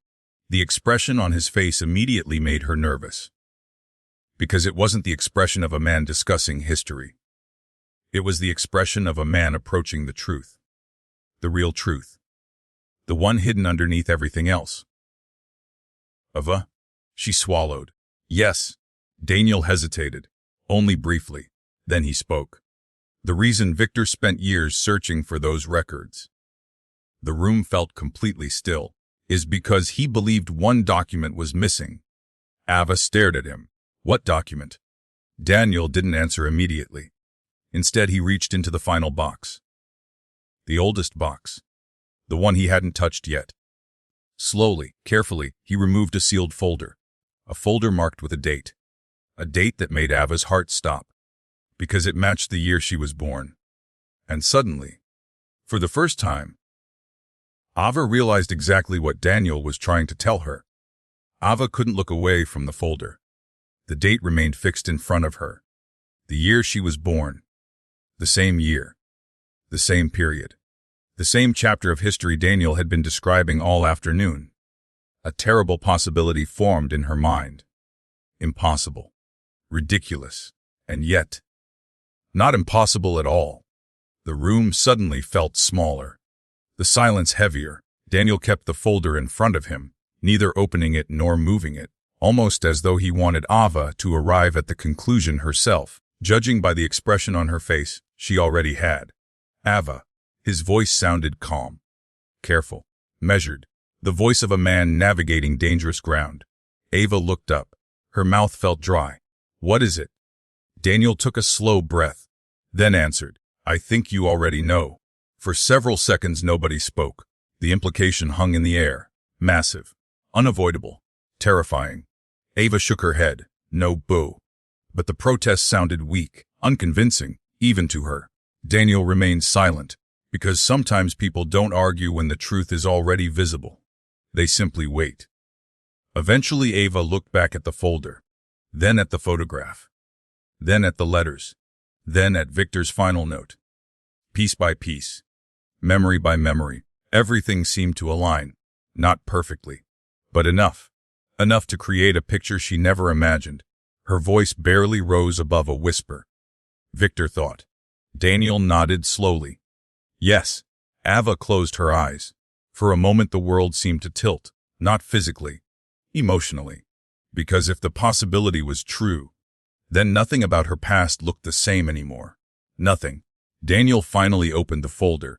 Inside sat several documents, medical records, legal records, correspondence, a trail of paperwork spanning decades, years of investigation, years of searching, years of unanswered questions. Victor had apparently spent much of his life trying to uncover the truth. The realization alone felt overwhelming. Ava studied the records. Each document added another piece, another clue, another layer. By the time she finished reading the first group of papers, one fact had become obvious. Victor genuinely believed he might be her biological father. Not hoped, not wondered, believed. The distinction mattered. A lot. Ava stared at the page. The words blurred slightly. She blinked several times, trying to focus, trying to process, trying to breathe normally. Because this wasn't simply a family secret. This was her identity, her history, her life. Daniel quietly waited. Eventually Ava looked up. Why didn't he tell me? The question escaped before she could stop it. Daniel seemed prepared. He wasn't certain. Ava frowned. He sounded certain. Daniel nodded. Privately. The answer made sense, painful sense. Victor wasn't the type of man to make claims without proof. Not publicly. Not officially. Not in a way that could damage lives. Ava looked back at the paperwork. Then why now? Daniel's expression softened, because he thought the evidence was finally leading somewhere. The room fell silent. Ava rubbed her temples. Information continued colliding inside her head. Every memory involving Victor suddenly felt different. Every conversation, every question, every moment. The way he asked about Lily, the way he remembered details, the way he seemed unusually interested in her life. It all looked different now. Not manipulative. Not calculated. Personal. Deeply personal. The realization hurt more than she expected, because Victor wasn't here. If the truth had arrived sooner, maybe they could have discussed it. Maybe questions could have been answered. Maybe. The word became unbearable. Ava hated maybes. Daniel eventually slid another document across the table. This matters too. Ava looked down, then froze. The document wasn't old. It was recent. Very recent. She immediately recognized the name of the laboratory. The meaning became obvious. DNA testing. Her pulse quickened instantly. Daniel nodded. Victor arranged it. Ava looked back at him. When? Several months ago. Several months. The timing explained everything.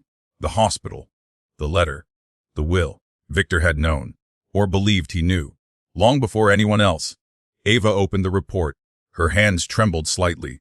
The pages seemed heavier than paper should feel. She read carefully, slowly.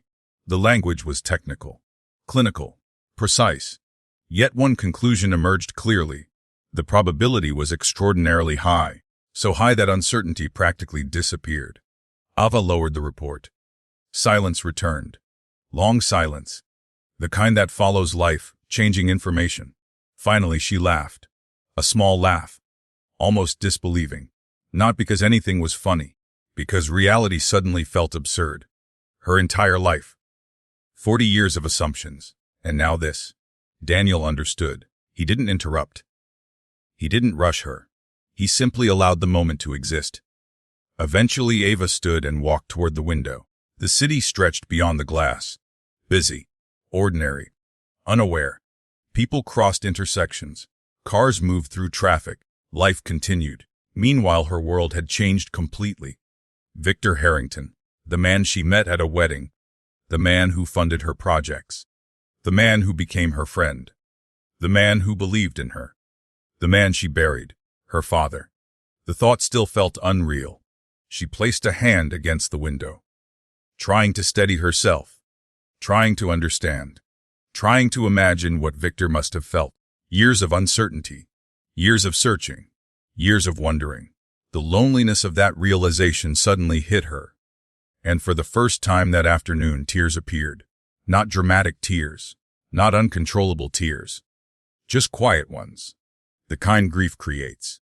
Because this wasn't only a discovery, it was a loss, a second loss. The loss of a relationship that could have existed. The loss of conversations they would never have. The loss of time. Time nobody could recover. Daniel quietly remained seated, giving her space, giving her time. Eventually Ava wiped her eyes, then turned around. One question remained. One question larger than all the others. Does anyone else know? Daniel hesitated. The hesitation immediately caught her attention. Because Daniel rarely hesitated. What? The attorney took a slow breath, then answered. Not yet. Not yet. The wording felt deliberate. Careful. Important. Ava immediately understood. Someone else would know soon. Someone else had to know. Because secrets this large rarely remain hidden forever. Daniel folded his hands together, then spoke the words Ava had been dreading. Grace will need to be informed. The room became silent again. Because suddenly the truth wasn't just personal anymore. It wasn't just about Victor, or Ava, or the past. It was about inheritance, legacy, family, and people who had spent years believing they already knew where they stood. The storm Victor feared was finally arriving, and when the truth became public, everything would change. The meeting with Grace Harrington was scheduled for the following Tuesday. 5 days. Ava had 5 days to process the fact that Victor Harrington had been her father. 5 days to reconsider every conversation they had ever shared. 5 days to live with a truth that felt both brand new and strangely familiar. It wasn't enough time. Nothing about this situation came with enough time. The days passed in a blur. Work became a distraction. A useful distraction. Meetings, budgets, project approvals. Anything that kept her mind occupied. Yet no matter how busy she became, the truth remained waiting, patient. Unavoidable. Every night she reread Victor's letter. Every night different sentences stood out. Different meanings emerged. Different emotions surfaced. By Tuesday morning she felt exhausted. Not physically, emotionally. Daniel arrived at her office shortly before noon. The expression on his face revealed very little. Professional as always.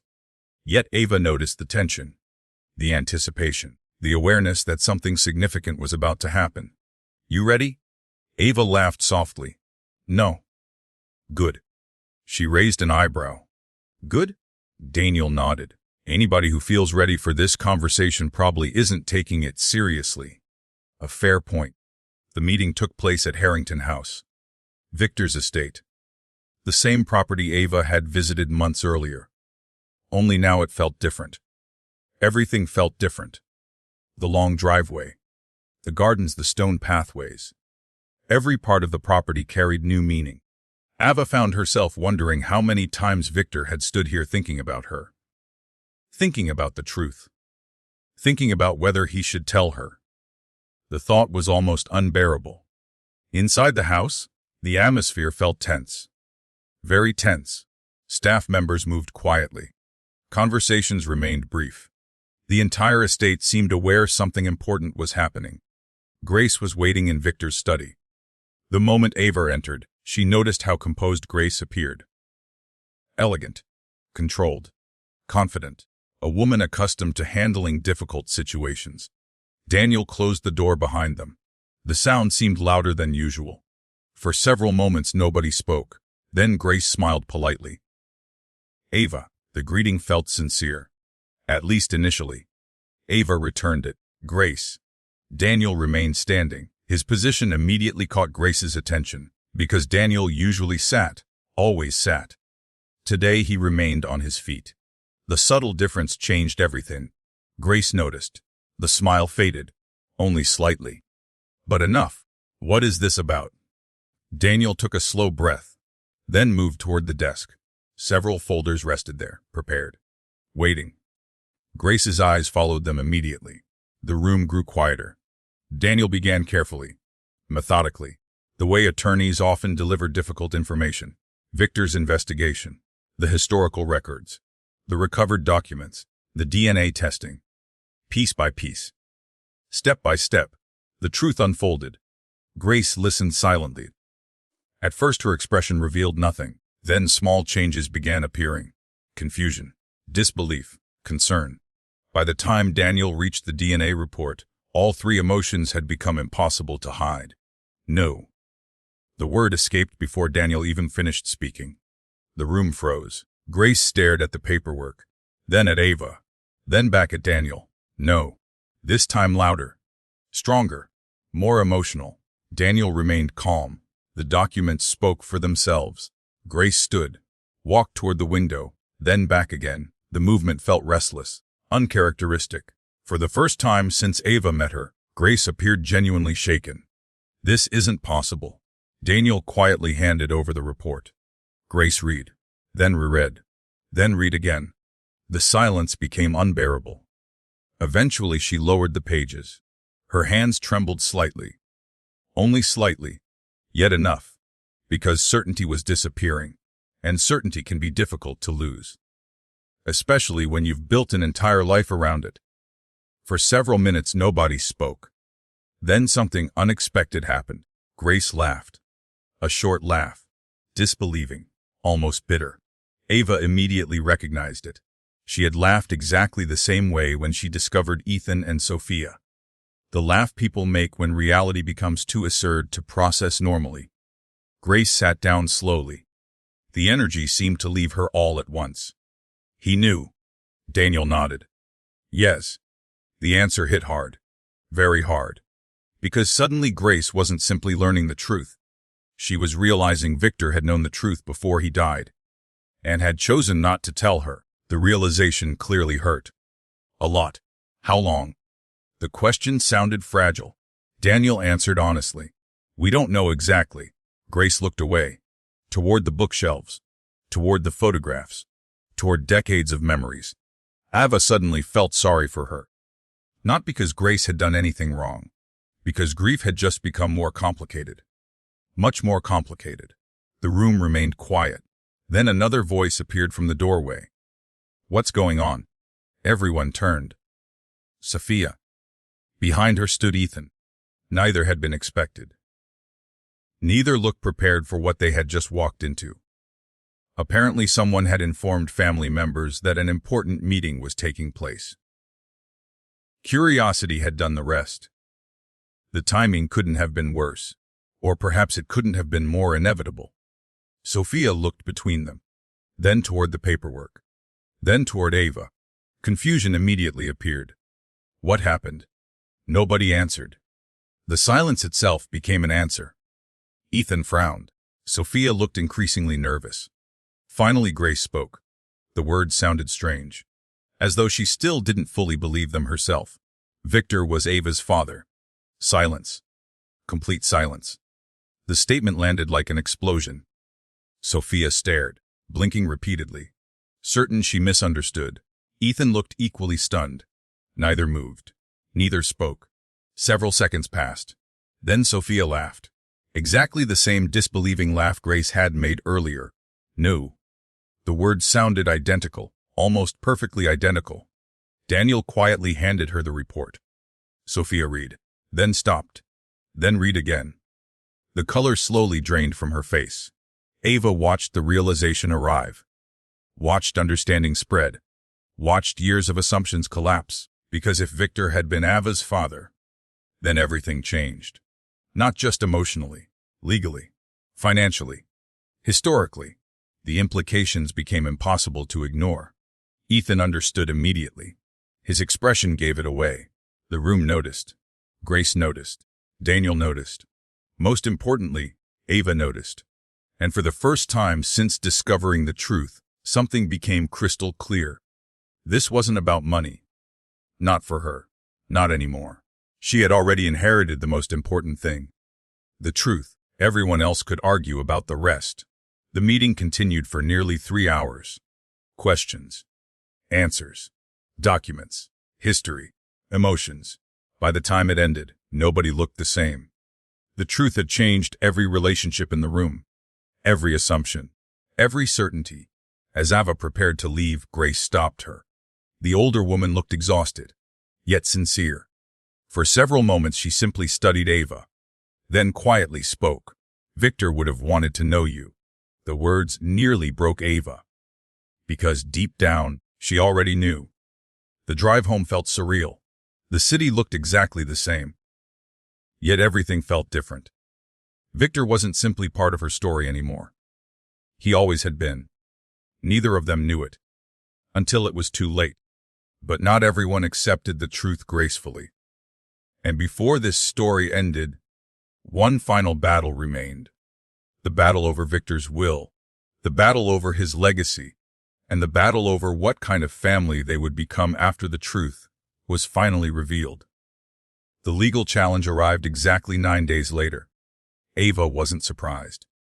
Disappointed. Exhausted. A little frustrated, but not surprised. Daniel called early that morning. The moment she saw his name, she already knew. "Tell me the good news first." Daniel laughed softly. "I don't have any." "That's what I was afraid of." The attorney sighed, then delivered the update. Several parties connected to Victor's estate had formally challenged portions of the will. Not all of it, specific sections. Predictably, the sections involving Ava. Predictably, the sections involving Victor's final decisions. The challenge itself wasn't shocking. The motivations weren't difficult to understand either. Money tends to reveal people's priorities, sometimes their best priorities, sometimes their worst. Ava listened quietly. When Daniel finished, she surprised him. "Okay." A brief pause followed. "Okay?" "Yes." Daniel sounded confused. "You realize what's happening?" "Of course." Another pause. "Aren't you upset?" Ava looked through her office window. People moved through the foundation below. Volunteers. Families. Staff members. Lives being improved. Lives moving forward. Then she smiled. "Not really." The answer was genuine. Because somewhere during the previous year, her priorities had changed. Dramatically. The old Ava might have fought. Argued. Defended every detail. The new Ava viewed things differently. The truth had already given her something no lawsuit could touch. Victor. Not his fortune. Not his assets. Not his name. Him. The knowledge that he had cared. The knowledge that he had searched. The knowledge that he had tried. Nothing could take that away. The legal process stretched across several weeks. Exactly as Daniel predicted, meetings occurred. Documents were reviewed. Arguments were made. Experts examined records. The process felt endless. Fortunately, facts remained stubborn things. The DNA evidence held. The historical documents held. Victor's instructions held. One challenge after another failed. Gradually resistance faded. Reality won. The final hearing concluded on a rainy Thursday afternoon. Ava attended because Daniel insisted, not because she wanted to. The courtroom felt smaller than expected. Quieter too. When everything finally ended, there was no dramatic celebration. No applause. No victory speech. Just closure. Simple. Uneventful. Necessary. Outside the courthouse, reporters waited. Questions immediately followed, most focused on the same topics. Inheritance. Family. Money. Ava answered politely, briefly, then left, because none of those topics felt important anymore. Not compared to everything else. Several days later she received an invitation. Grace. The request surprised her, not because Grace had been unfriendly, because their relationship remained complicated. Understandably complicated. The invitation asked her to visit Harrington House. Nothing more. Curiosity eventually won. The visit took place on a quiet Sunday afternoon. The estate looked different now, less intimidating, more familiar. The gardens remained beautiful. The pathways remained peaceful.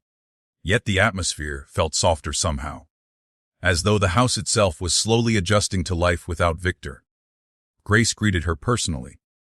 No formalities, no distance, just a simple greeting. The change didn't go unnoticed. They spent nearly an hour talking, really talking. Not about lawyers, not about wills, not about inheritance. Victor. Stories, memories, moments. The conversation revealed sides of him Ava had never seen.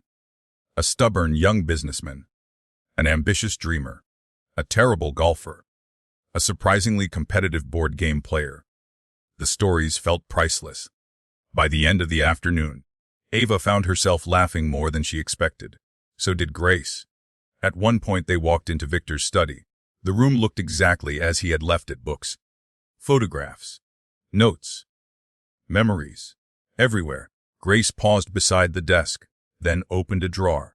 Inside sat a small wooden box, carefully preserved. She removed it, then handed it to Ava. "What is it?" Grace smiled. "Something Victor wanted you to have." Ava opened the box slowly. Inside were photographs, old photographs. Dozens of them. Many included her mother. Many included Victor. Years of moments. Years of memories. Years of a story she never knew existed. Ava felt emotion tighten her chest. Again. The box wasn't valuable financially, not remotely. Yet it instantly became one of the most valuable possessions she owned. Because money eventually loses meaning. Memories don't. Later that evening Ava returned home. Lily met her at the door, energetically. As always. "You're late." "Late?" Ava laughed. "I know. Did you bring food?" Ava stared. "That's your first question." Obviously. The answer made her laugh harder. Some things never changed. And thank goodness for that. The following months passed quickly. Life settled into a new rhythm. The foundation continued expanding. Programs continued growing. Communities continued benefiting. Victor's vision continued moving forward, exactly as he had hoped. Grace eventually joined several foundation projects. Their relationship slowly evolved, not instantly, not perfectly, but genuinely. Sophia's marriage became increasingly strained. The warning signs Ava noticed months earlier eventually proved accurate. Secrets rarely create stable foundations. Some lessons arrived the hard way. Ethan drifted further from the picture, gradually becoming part of the past, exactly where he belonged. And Ava. For the first time in years, she felt at peace. Not because life was perfect. Because life finally made sense. One autumn afternoon she visited Victor's grave. The cemetery overlooked a lake, quiet, peaceful, beautiful. She carried no flowers. Victor would have found that amusing. Instead, she brought something else. One of Lily's drawings. A dragon, an astronaut, a castle, and something that might have been a sandwich. The details remained questionable. Ava smiled as she placed it beside the headstone, then sat quietly, looking across the water, thinking, remembering. For a long time she said nothing. Eventually she spoke, not because she expected an answer, because some words deserved to be said anyway. "You should have met her." A gentle breeze moved through the trees. The lake rippled softly. Ava smiled, because she knew exactly what would have happened. Victor would have loved Lily, and Lily would have loved him right back. The thought hurt, yet somehow it also healed. Because family isn't measured only by time. Sometimes it's measured by intention, by love, by the effort people make to find each other. Even when life gets in the way, Ava stood, looked at the headstone one final time, then turned toward home, toward the future, toward the people who mattered. "Before we finish, tell me this. Do you think Ava's greatest inheritance was the money, or the truth she finally uncovered? Let me know in the comments. And if you enjoyed the story, leave a like on the video. Because in the end, Victor's greatest gift wasn't wealth. It wasn't power. It wasn't influence. It was the chance for someone to finally understand where they came from. And sometimes, the truth is worth more than anything money can buy.